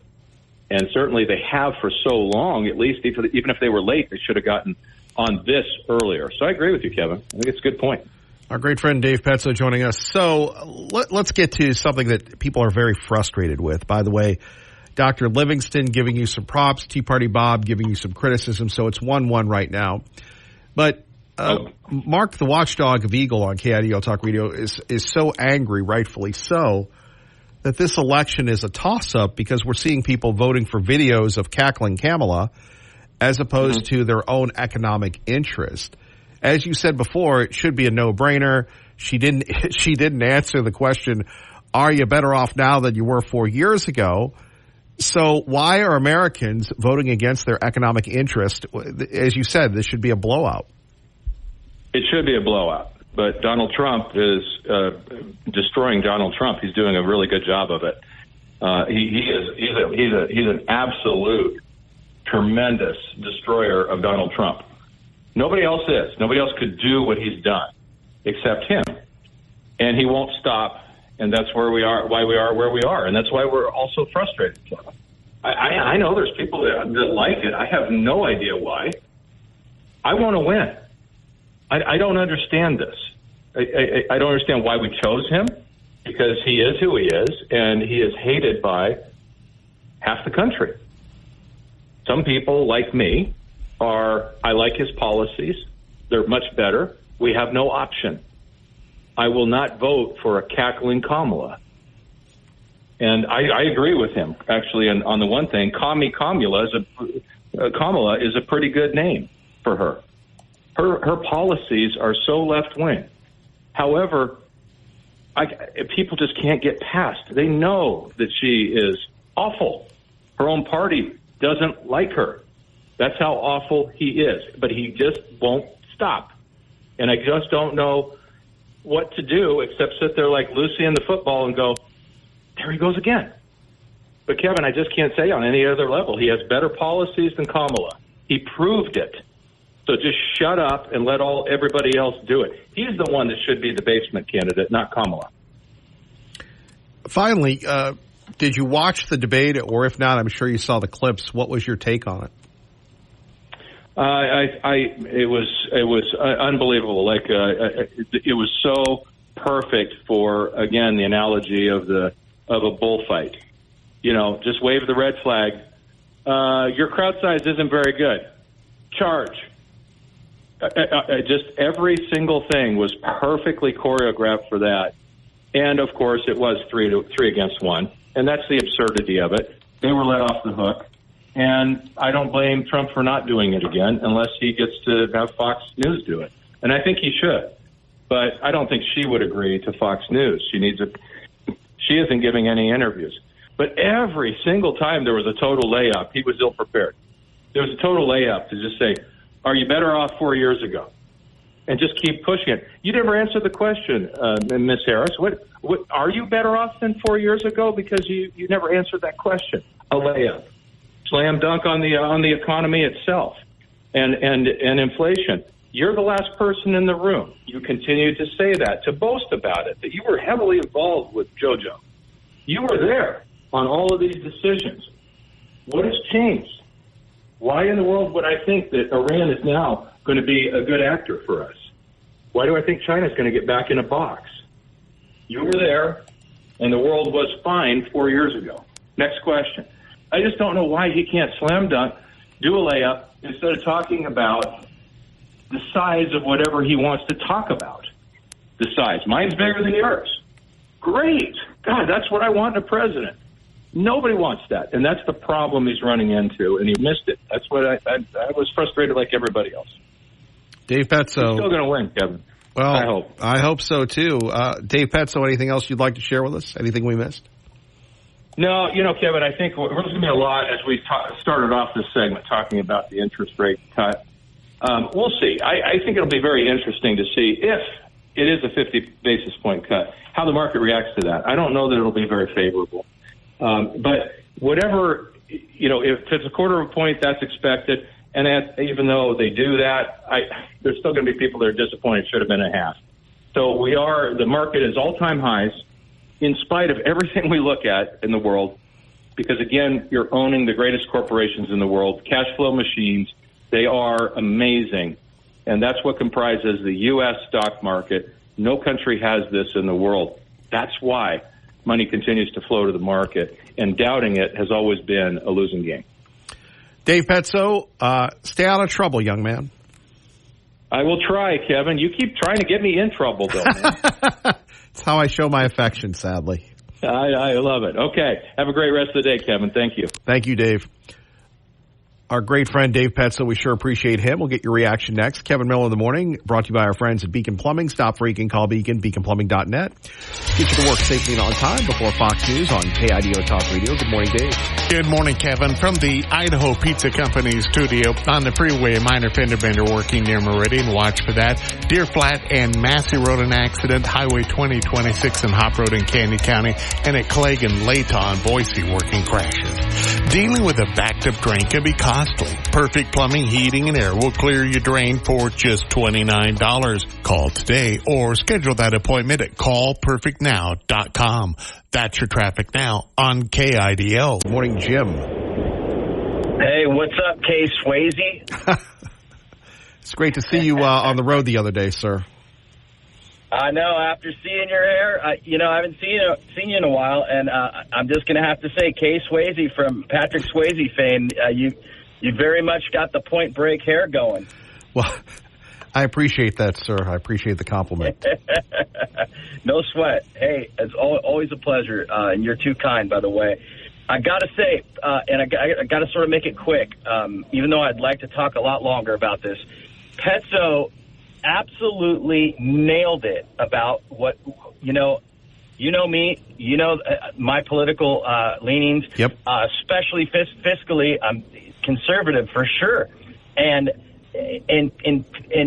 Trump is playing that game, just like Petso said, of mine's bigger than yours. Well, we've already established that, Trump. Now, okay, great. Let's go on to something different. And it's a weird thing that he's doing because just like Dave has said, and I've got into little debates back and forth with friends of mine that go, you're not giving Trump the benefit of the doubt, or you're not supportive enough. And I'm like, I'm all in for him, but he's screwing up, and here's where he's screwing up. And my question to you and to the audience is, do you think that Trump's, even though I believe he's got a lot of compassion and he's very helpful to people, do you think his ego is so big that he will just keep playing this game for the win, even if it costs him the presidency? Well, I think you know the answer to that. I mean, Donald Trump plays the game like Donald Trump, and so far, in his mind, he's won every time, and, he's not going to be conservative. He's going to go for it on 4th and 1. And, you got to remember as well that Donald Trump is under, an unprecedented amount of stress and attacks based on the legal system, the Republicans, the Democrats, the media, Kamala, all sorts of things. He's only human. Yeah, you got a good point there. And speaking of stress,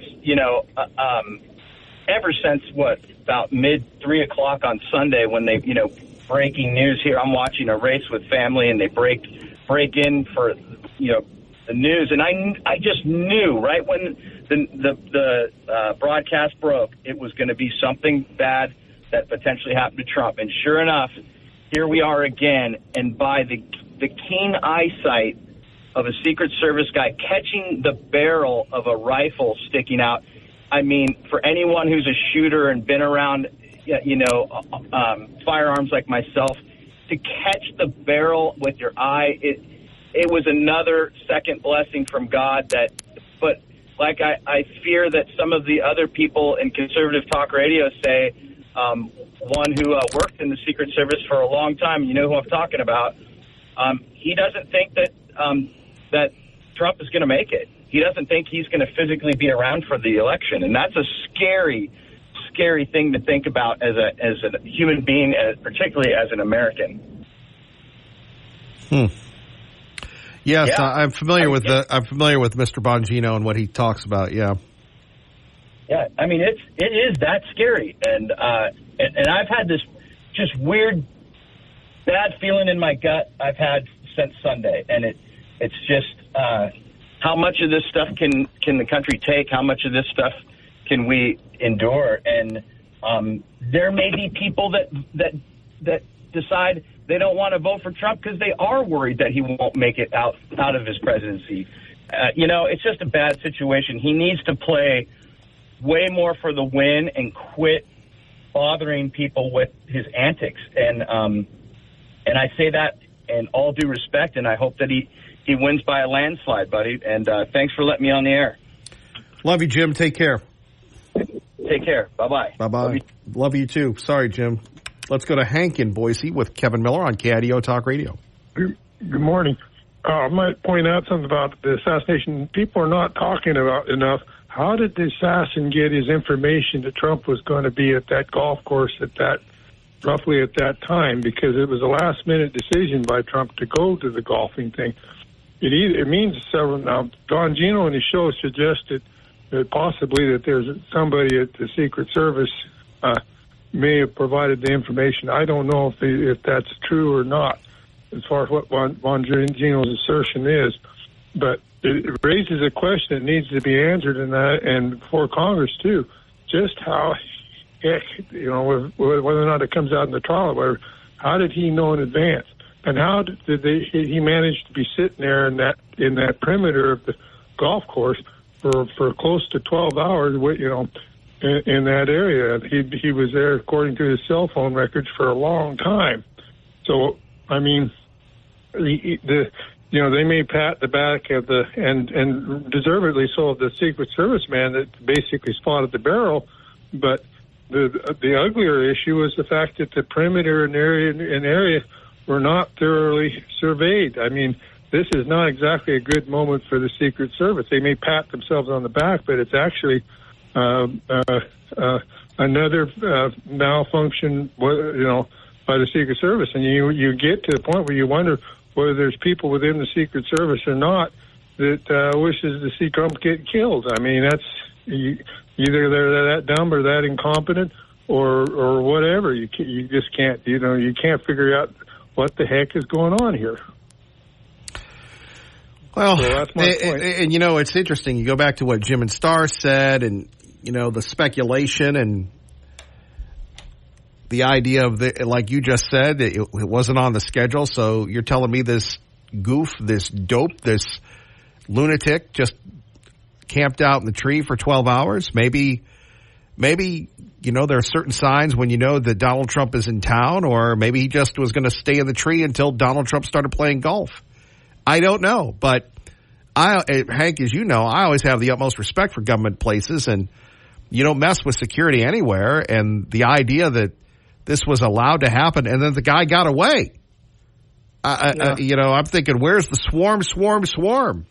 Have we downsized our national security? It sure appears to be that way.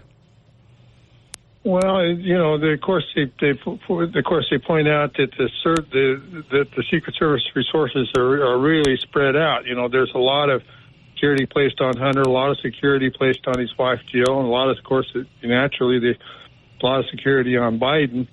So I mean, and then they make the excuse that the president's formal thing, but the acting head acted saying that the security on Trump was exactly that of equal to that of a president. Well, if that was the case, it's damn poor security when this guy was left in that area undetected for nearly 12 hours, and undetected. I think it doesn't look good for them. In my opinion.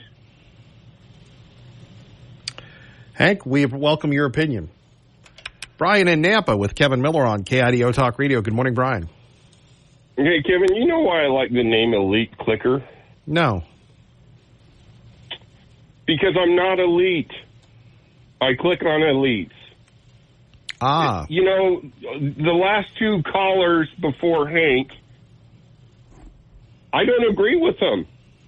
That's what I like about Trump. He doesn't care what your high school yuppies think. Are we in high school? This is the real world. This isn't college where all your friends hang out and we're all cool and everything's great. This is the real world. They shot him through the ear. And you're a little upset because he doesn't talk right. Good God. Go work in a prison. You guys have no clue about the real world, real violence. I love Doug. That's what I love about Doug. He's real. You deal in the real world. Doug said, there's one thing I don't agree with Doug. Doug said, I never wanted to kill anybody. Are you kidding me? Is it just me? Am I a psychopath, Kevin? No, you're not a psychopath. No, I'm not. I've gone through so many hard things that I laugh at people that are actually elite. You haven't been tested yet. You haven't been pushed to your limit.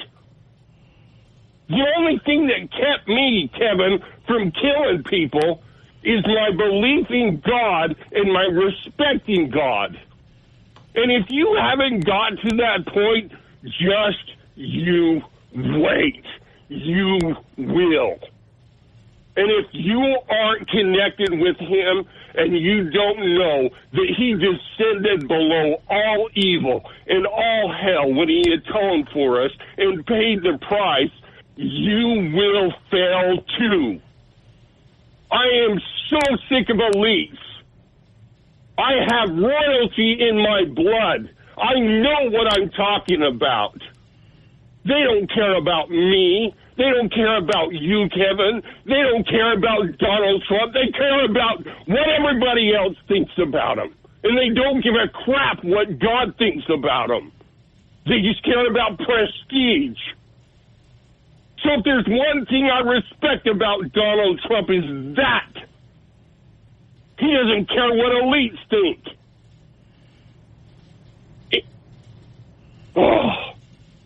When are you going to wake up?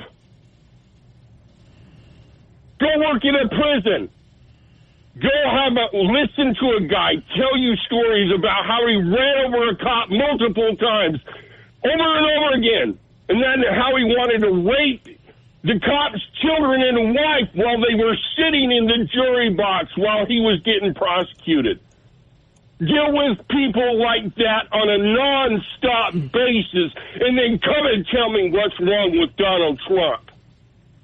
You guys are so blessed and so lucky that you've lived a life without violence, without rape, without the hell of this world, and then you're arrogant enough to say stuff like that. God help you. If God stops protecting you and you see real hell like me and Donald Trump have, and cops and soldiers, if you don't repent, you will. And we'll find out what you're cut. Find out how elite you are. High school's over. Grow up. Love you, Kevin. Love you, Brian. Only let go of the excuse. I don't like his attitude or the way he says things, so I'm not going to vote for him. Dave and his clones would become a valuable Trumpity Trump supporter, which we definitely need. To think Dave is placing his petty feelings of, I don't like the way Trump saying that, over the health and safety and well-being of the American spirit is heartbreaking. It seems Dave might be a self-hater. Oof.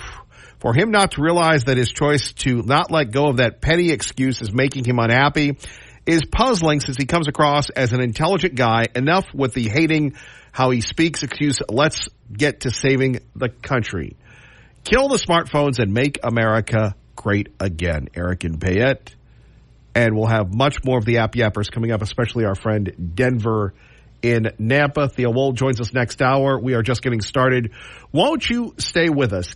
There's nothing more but modern slaves, and anyone who does not see this, it is a true blue Democrat who has supported slavery since before the inception of the country.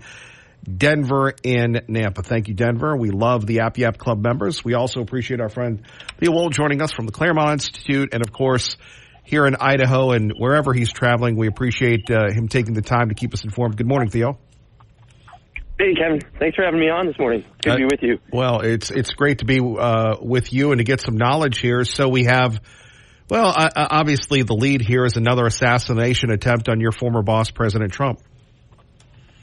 I mean, I think it's just we've arrived at an incredible moment in American history when you begin a sentence by saying, another assassination attempt on a former president. And really, honestly, it's hard sometimes to be objective in reviewing what's being said, but seeing the comments from Tim Walz' wife, Gwen Walz, at a rally in Wisconsin, seeing the comments from Rachel Vindman, one of the Vindman twins' brothers' wife, that Vindman brother is running for Congress in Virginia, and then seeing some of the news accounts where they have essentially endorsed this assassination attempt. They've either tried to dismiss it, as NBC said there was an incident at a golf course, or they have said, look, Donald Trump has brought this on himself. The combination of those things it's made me so angry. The double standard, obviously, if this was a Democrat candidate where there were multiple attempts on that candidate's life, there would be calls for gun control. There would be calls for, an immediate change to rhetoric. But here it's sort of seen as, it's Donald Trump's fault. Yeah, and the, tone it down. Now, you do have a life when you're not fighting to save America, but I have to ask you, have you seen the clip of Senator Vance and Dana Bash? I have. Yeah, I have. And I think it's right to credit Vance with essentially a masterful performance. I mean, for folks who have not had to tussle with national media figures, the one thing I would say, just to kind of contextualize it, is, everything is hunky-dory before you begin, right? They're kind. They ask about your kids. Right. They compliment your tie. Saw you, traveling through Texas yesterday. Oh, great rally. And then the moment the lights go on and the little red light on the tape recorder goes, it's the beginning of a, Liston Patterson fight, right? I mean, and the tone just changes. So these people have an uncanny ability to morph into incredibly inhumane interlocutors. That's what J.D. Vance is up against all the time. People who appear nice and then in front of the cameras are incredibly vicious. So I think he handles himself extremely well. So credit to J.D. Vance, number one. Number two, this is the kind of stuff that we're seeing again and again. And I know a lot of people in Idaho are wise to this. I know folks understand that, hey, I don't get my news from these people anymore. And yet they have an incredible ability to shape the national discussion. And we're seeing more and more evidence now of the explicit, outright manipulation, as was the case with the ABC-hosted debate last week, right, where we now have an affidavit signed by a whistleblower before the debate, where the whistleblower indicates that the Kamala Harris campaign dictated the contours of the debate, marked out certain areas of questioning as off limits, and that David Muir and his co-host were willing, more than willing, to fact-check the president as part of the design of ensuring that Harris got a favorable media bump from the debate. Yeah, going back to Senator Vance, though, and again, you do this at a high level, so could you imagine, and maybe one day you will, where you're on with a very contentious interview on State of the Union, and we'll get into how he handled it in a moment, but then he goes on Meet the Press, then he goes on Face the Nation, and all of them, and not only the host, but they have a staff of, let's say, 5 to 10 people that are doing opposition research that are really trying to get him to misstep. And to do that all probably within, an hour or two? Yes, always. I mean, always. It's crammed in between events, travel time, but you're right. It's sort of rapid fire on multiple shows, multiple hosts. And yes, you're exactly right. They have an army of folks who are looking to find some kind of chink in the armor, and J.D. Vance is essentially walking into the lion's den, and hopes that he can convince a few people who are watching that the lions actually are lions, right? that they're vicious. And so I think the exchange with Bash was remarkable, and part of it was, they really think that they've caught J.D. Vance in a slip up when he said we helped create the interest in this story, and that was so clearly his point. His message on X this morning, if anyone hasn't seen it, it is really worth reading. It's really worth reading, and for two reasons. Number one, we don't see this kind of prose from politicians very often. I know I've written a lot of speeches for politicians and elected officials over my time, including for President Trump. I've written too many press releases in my life. This isn't a press release. It wasn't written by a committee. This is coming from the authorial voice of J.D. Vance and J.D. Vance alone. It's an incredibly impressive statement. And number two, it's impressive because he really puts the emphasis back where it should be. You want to distract us with cat memes and controlled debate questions, and yet we're the ones who you accuse of being a threat to democracy because we want to talk about the concerns of everyday working Americans. It's people in Springfield, Ohio, who have approached Senator Vance's office, who have approached Senator Vance directly, who have approached the Trump-Vance campaign directly, and raised these concerns. And the national media essentially wants to run an embargo on the reality that working-class Americans face when they're trying to find housing, pay their utility bills, get their kids into good schools, you name it. No one wants to talk about that. They want to talk about cat memes. And I think it's unfortunate, but it's a statement worth reading, and it's a statement worth really sort of putting into that context of, here's a guy who is really just trying to get the national media to focus on what's really happening. Not creating a fake story, but creating the interest in the reality that everyday Americans are facing wherever their community may be, in southern Ohio or here in the Treasure Valley of Idaho. Theo Wold joining us, Kevin Miller in the morning, KIDO Talk Radio. Final thought on this. I thought it was brilliant when he said, you know, you've had the vice president, you've had the governor on, Governor Walz, you've asked them multiple choice questions, hitting her as a Democratic propagandist. And I think at the end she was a little shaken by that, of just how emboldened and how far the media has really gone as an arm of the Democratic Party. Yeah, I thought, you know, cycling back to how she offered the vice president and Governor Walz multiple choice answers to different questions. And let's be honest here, Kevin, right?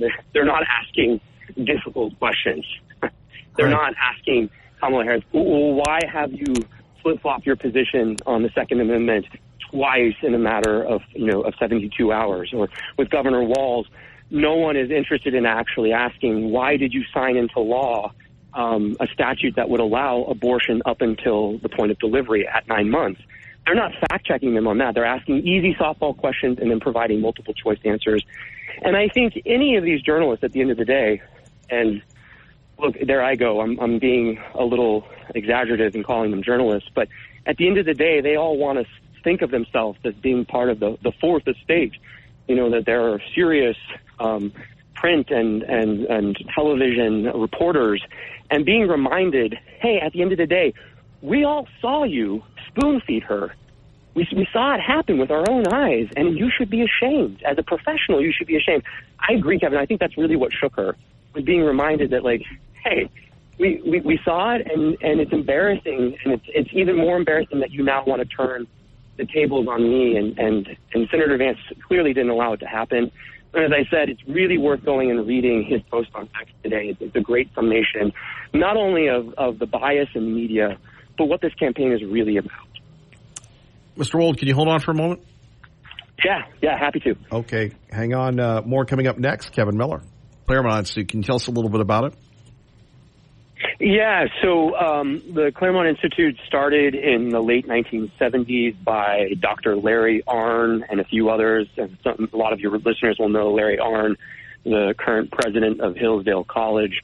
It was started essentially as an institute to train and educate young people in the founding principles of the United States, to take the Declaration and the Constitution seriously, and then to read those sort of supporting texts like the Federalist Papers, the personal correspondence of President John Adams and President Jefferson, and to really imbibe in those ideas and then to apply them to our current context, to sort of see how can we restore constitutional government in the United States. And, Claremont has had an enormous influence over the years.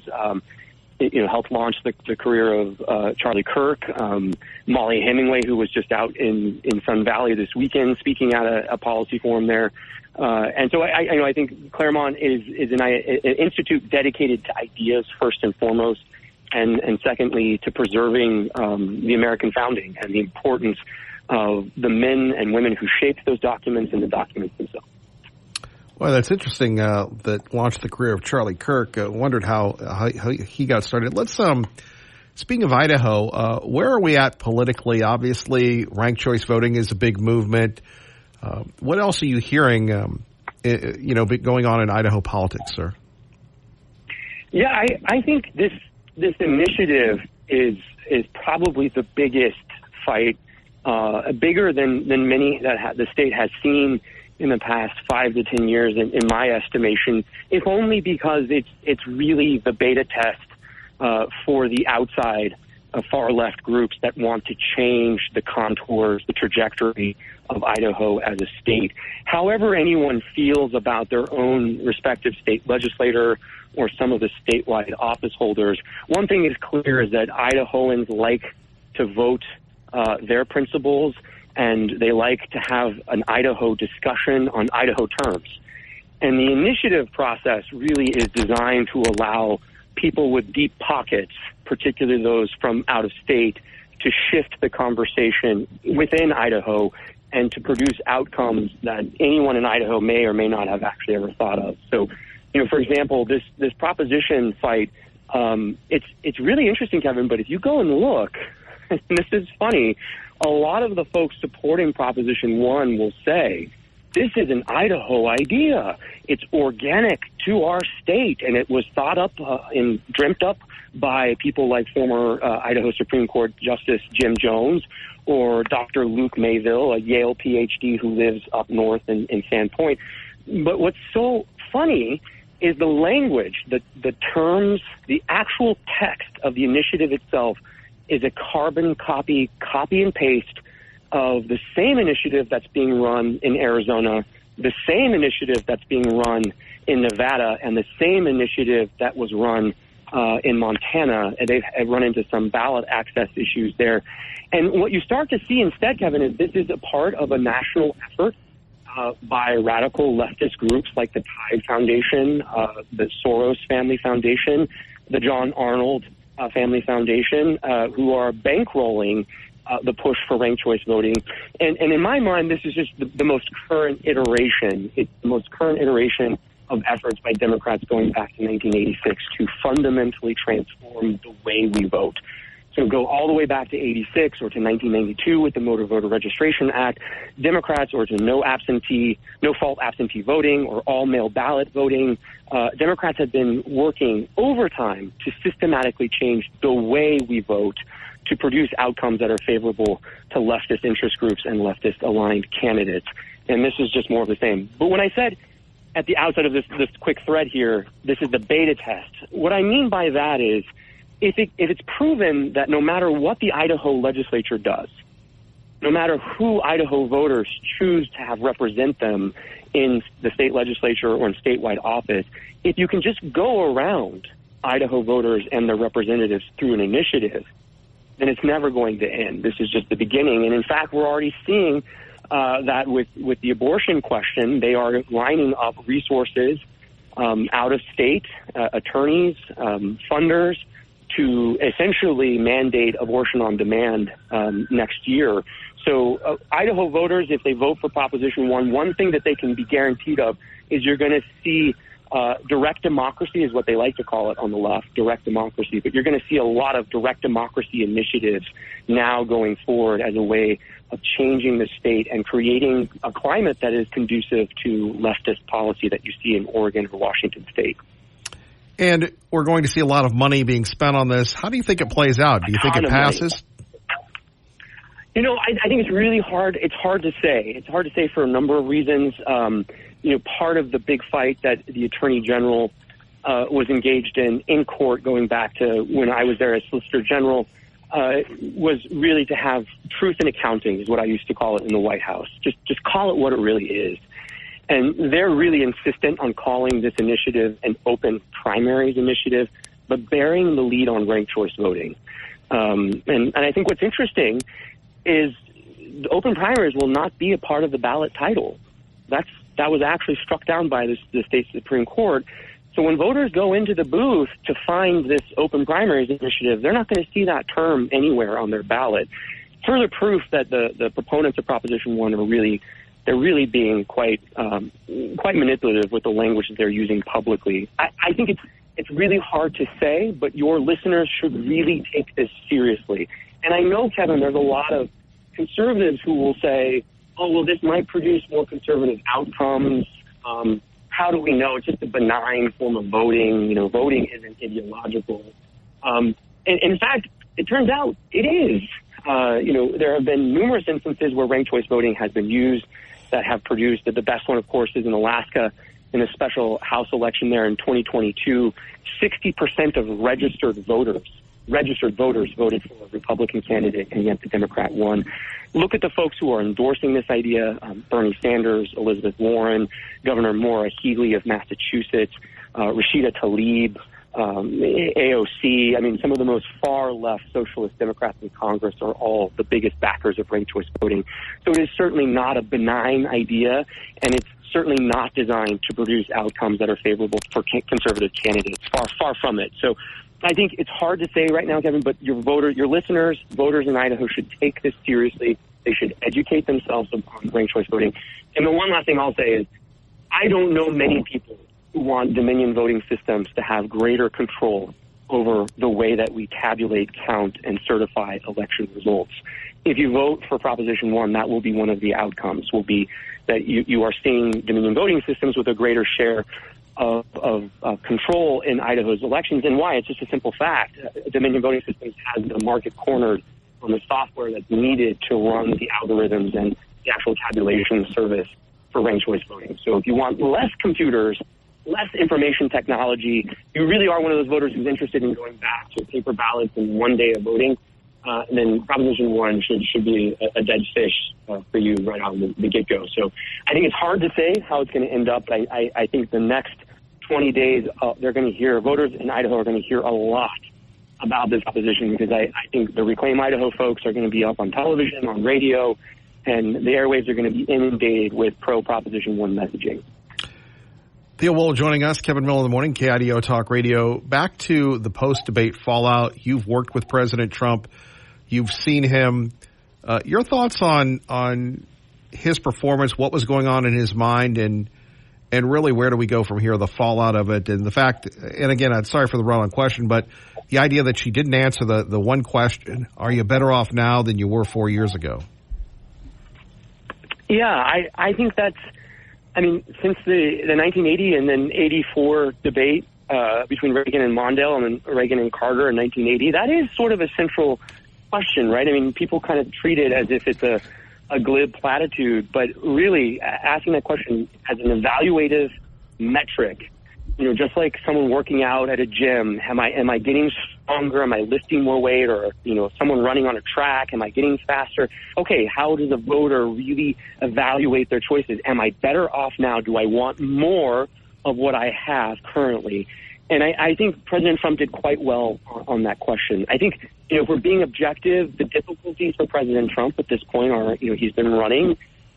He's a third-time presidential candidate. I think the last time, Kevin, you may know better than I do, but I think the last time we saw a three-time candidate for president was Adlai Stevenson back in the early 20th century. So, his psychological profile is really well known to voters, but also to his opponents. And it was clear that Kamala Harris had spent a lot of her preparation for this debate in figuring out ways to needle the president and to sort of undermine his self-control and his discipline in the discussion. I think her purpose there wasn't to answer questions, it was to get under Donald Trump's skin. And I think that's just it's an unfair sort of shtick, because I think unfair in the sense that voters want to hear how the candidates respond to policy questions that are relevant to their life. They don't want to hear schoolyard name calling and taunts about crowd sizes or of any of the like. I think the other unfortunate aspect of the debate was it was 3-on-1, right? And most everyone kind of knew it was going to be that way, but to see the extent that the moderators would go to avoid fact-checking Vice President Harris, especially on her reversals. And that's sort of the important thing, I think, at this point is really, for your listeners, Kevin, go back and check out the things that she said when she ran in 2010 for Attorney General of the state of California. Some folks in Idaho, came from California. They know that election, and I think it's a good bellwether of Harris because she lost. She lost that election, and then after essentially 14 days of ballot harvesting, where she was turning out 89% of absentee ballots in plus 26 Republican rural counties in California, she overcame the same-day election vote margin and produced a narrow victory over Los Angeles County Prosecutor Steve Cooley. Cooley had a great piece in Politico the day of the debate where he essentially said, in that 2010 race, Kamala Harris was too radical even for California voters. She has always been a radical, always had very far left positions on guns, on education, on housing, on illegal immigration. And anything that she's saying or doing now is merely to court moderate voters nationally. I think the unfortunate part of the debate was there was no context. The moderates had no interest in asking Vice President Harris about her previous positions as California AG, California Senator, or as a presidential candidate in her own right in 2020. And it's unfortunate because a lot of voters who are just coming to this fresh and new have no historical context of who she is or what she has argued for publicly are going to say, well, she seems fine to me. She smiled and she talked about hope and joy, and those are all great things. What's the problem? And I think that's where it's the job of a debate, really, to ask candidates hard questions about things that they have said or policy positions that they have argued for, and that was just totally absent. So the debate fallout, here's the interesting thing, Kevin. Very few people watched the debate. The original number was around 57 million, and that's a pittance for a national presidential debate. They revised those numbers upward to around 65 million, still incredibly small crowd size. No one really watched it. It didn't really change the margins for anyone. As I've been saying for over a year, this is going to be an inordinately close election. It was always going to be a close election, and the debate didn't really change the contours of that at all. It's going to come down to essentially 8 counties in 7 states, and what Idaho voters can do is to educate themselves, talk to their family and friends throughout the country, and particularly try to get involved in those places to advocate for the kind of America that they want to live in going forward. And if it's an America where you have higher crime, less affordable housing, free benefits for illegal immigrants over American veterans, then obviously the Democrats have policy positions on all of those things.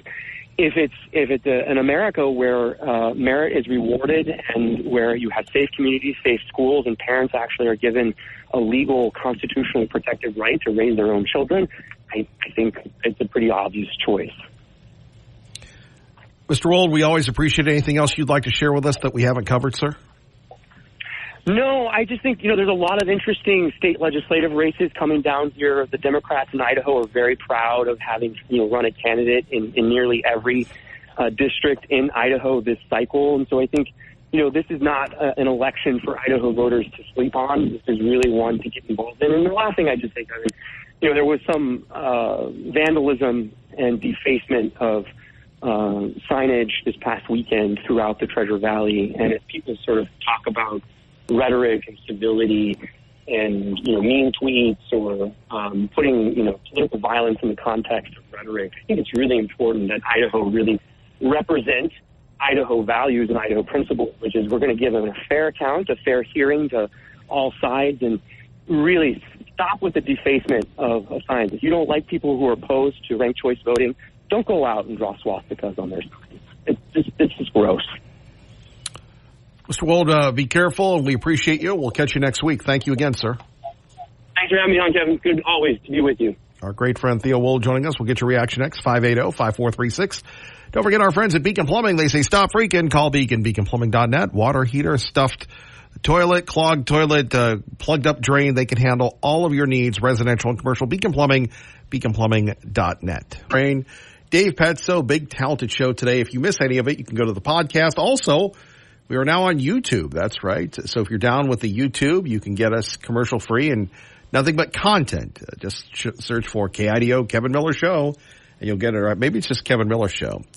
If you go to the Kevin Miller Show where there's just like 4 views, that's just me. And then I'm just talking at Miller's Mission, looking like a bum. Anyway, Tea Party Bob joining us now, publisher of the Gem State Patriot and fan of life. Yeah, I'm sure you've been waiting for this one. Anyway, great show, Kev. Thanks a lot. You know, I knew Trump many years ago, and I just want to say old habits die hard. Trump is no different today than he was 40 years ago, except possibly for being a bit more mellow. And I love these grandstanding sidewalk politicians who seem to know everything about what Trump should do and how he should do it.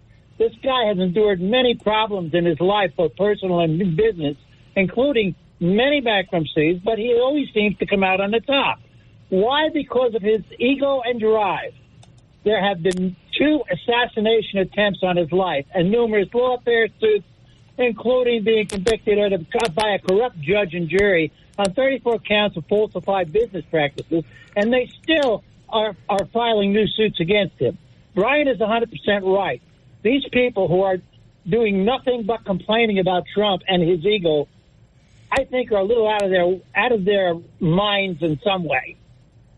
They don't understand that his ego and drive for success have gotten him to where he is, and that boggles the comprehension of most people. Name me one other president who has the drive that this man has to fix our country and challenge the bureaucrats for no pay and continual criticism, not only from the press, but from the people like some of those who have been complaining about him this morning. Trump is a driven person who is willing to run the gauntlet for the American people. And when I hear some of the comments this morning, it disturbs me to no end. Does he have a big ego? Of course he does. But do you think he could do what he is doing if he didn't? It takes a true leader with a vision to endure what Trump has since he announced that he was running for president in 2015. And I admonish those who do nothing but complain about how he speaks. They sound like some of the liberals with Trump derangement syndrome. He gave us 4 years of prosperity that we haven't had in 4 decades since Reagan was. Instead of being supportive, they criticize him every chance they get. So, to Jim and Dave, all I can say is be grateful you have someone like Trump who is not only willing to stand up for the American values, but is willing to put his life on the line to save this sick republic we live in. America is at the edge of a socialist cliff, and it would not take much to push us off the edge. It is time to support Trump and Vance instead of complaining about everything they say like the liberal media does. Wake up, people. You have no idea how bad things will get if Kamala and Waltz are elected. And if that happens, you will really have something to complain about. But by then, your freedom of speech will have disappeared. And if you speak out against authority, you will pay the consequences, just like what is happening in some of the European countries where they are putting people in jail for speaking out. If you're looking for Trump to be your typical politician, forget it, because a typical politician would have quit a long time ago.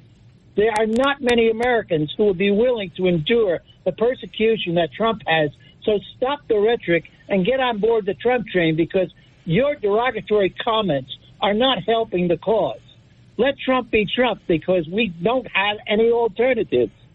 And one more thing. If he does get in and Vance runs in 4 years, we should count our lucky stars, because Vance is another street fighter who does not give up. That's about all I have to say, my friend. Well, you've said a lot. Back to what's going on in Idaho with this ranked choice voting. How do you see that playing out? Well, I hope the people in Idaho are smart enough to see the handwriting on the wall, that this is just another ploy to turn this state blue. I saw it happen in Colorado, and it's happened in many other states. And we don't understand. Idaho's a libertarian state.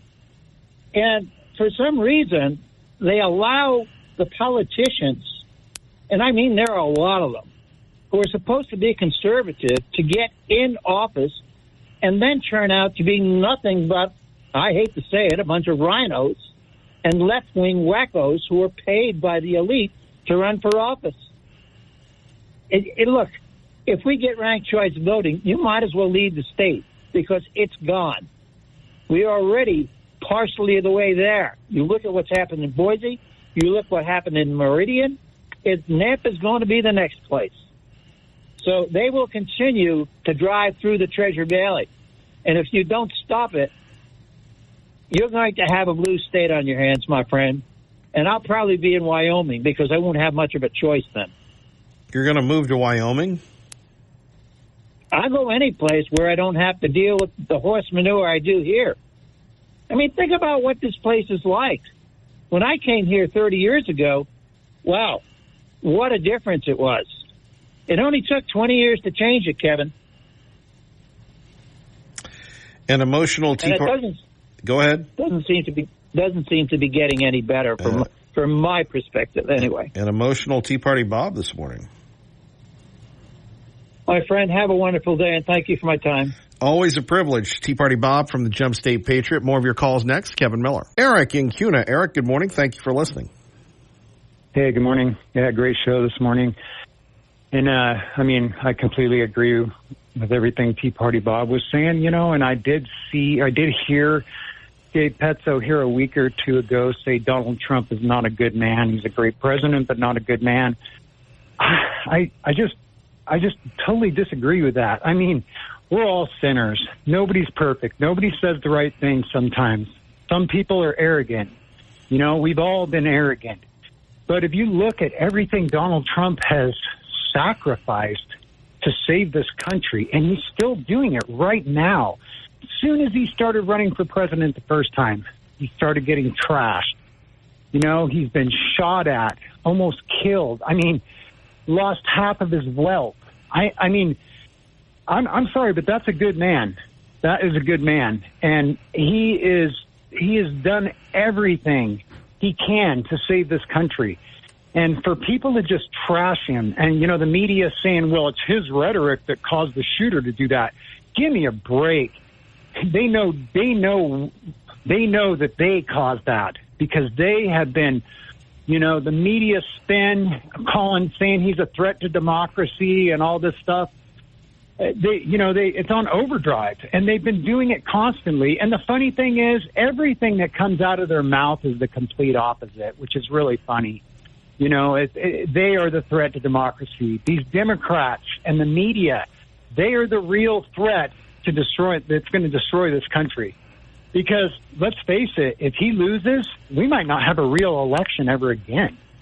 And that's what's really scary. And I know some people are just bothered by the way he talks, and he's kind of arrogant, but it's just kind of like what Tea Party Bob said. It's his drive and his ego and that confidence that has pushed him forward in his life. And he is sacrificing everything. He could be sitting on a beach somewhere with his wife, doing whatever he wants, floating around in a yacht. He could be doing all that and not even worrying about any of this. But he cares about the country, and he has kids and grandkids, and he doesn't want to see this country destroyed. And I call that a good man. So as much as I like Dave Petso, he's a smart guy. I love his commentary and everything, but he is 100% wrong on that. Donald Trump is a good man, and actions do speak louder than words. So, if you take a look at just what he has been through, nobody has been ridiculed like he has been.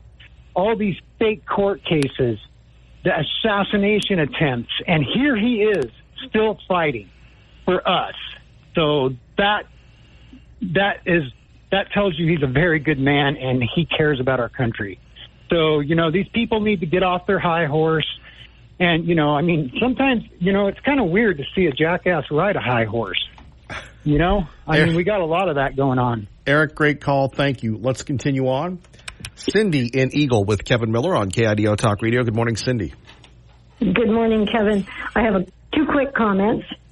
I was really alarmed the other day. I had lunch with 4 friends. We've been friends for years. And but to show you how people do not keep up with things, something came up about motorcycles, and I said, oh, wasn't that terrible about the 2 hockey players that got killed? And they looked at me, and they did not know what I was talking about. And I said, the 2 hockey players that were hit the night before their sister's wedding? No, not a clue. And that told me that a lot of people do not listen to even the littlest bit of news, and they go by what they hear on the very top surface, which is hate Trump, hate Trump, hate Trump. And I absolutely agree with everything T. Barty Bob said. And people need to do something. And today I'm going to go over, and for $5, you can buy at the Republican headquarters a sign, a big sign that says no on one. And I think it's really criminal the way they have advertised Prop 1. They call it open choice or open primary, when really it's ranked choice voting, which we do not want.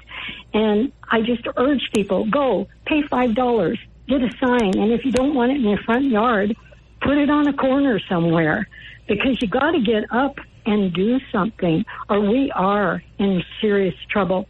And that's my rant for today, well, Kevin. God bless you, Cindy. You take care. Thanks, you too. Bye-bye. Bye-bye. Liberal Steve joins us now for a quick hit on KIDO Talk Radio. Late at night while you're sleeping, the crazies come a-creeping. Oh, man, they got any good reason to keep Bannon in jail a little longer? Stevie Baby? Mr. Wonderful? House of Cards is falling down everywhere. This is a rerun. Every day it's the same thing with you. Yeah, no kidding. No kidding. The Demis have got it in the bag. No doubt about it. When you're this far ahead and it's not even October, it's going to make one heck of a hiccup to turn it around. Hold on for a minute. There's someone who wants to speak with you. Oh, well, okay. Mark, go ahead. Mark, go ahead. Well, Mark? Well, we lost Mark. Well, so much for that. Yeah, typical Republican. Can't stay awake long enough to talk on the phone. Thank you, Liberal Steve. Bonnie in Boise with Kevin Miller on KIDO Talk Radio. Good morning, Bonnie. Well, hello, Kevin. It's been an interesting morning between everybody, having us meet our end and get a dose of whatever was going to be met out at the end. But really, Dave Petso, I'm sorry. I really find him, he doesn't sacrifice anything. He makes a lot of money. He goes everywhere he wants, travels a lot, and then he comes and he actually acts as someone who has given up, lost money because he's gone into politics, and sacrificed, been called everything, dragged through the courts. Dave doesn't have an ounce of the courage. I mean, I wish he'd shut up. He shouldn't talk about it anymore.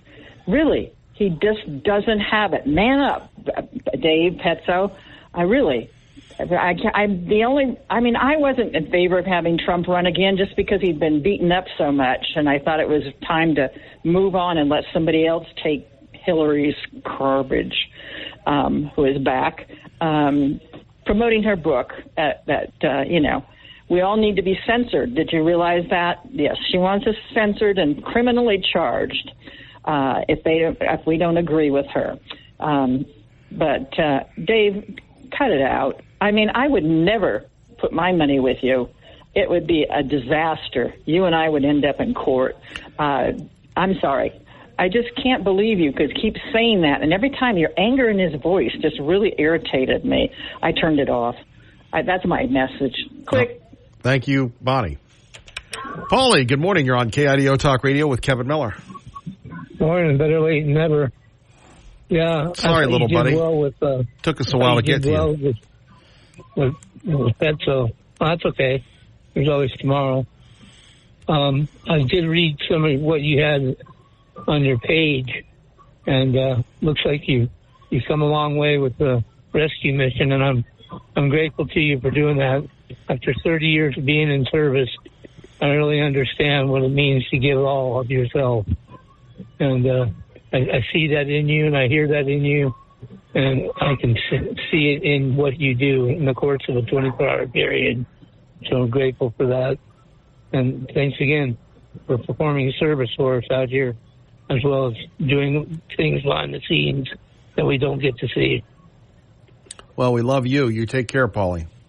Thank you. You too. Have a great day. Talk to you tomorrow. All right. Appreciate that. And we will talk to you tomorrow. Don't go anywhere.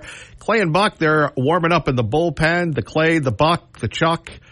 And we'll just leave it at that. They'll be ready to go. Sean Hannity, Lars Larson. Keep it here, of course, for the latest in political, conservative, local news as it happens. Some great stories on our website. Love for you to check out our story about Jeff Zau, or is it Zouch, the Idahoan that has given up his run on Naked and Afraid. And now he's saying that he may come back. Who knows? But just a cool dude. And he's been on this national show for 10 years. I know you're thinking, Naked and Afraid? Really, Kevin Miller? Well, got your attention. God bless everybody. Keep the faith. And remember, Kevin Miller loves you.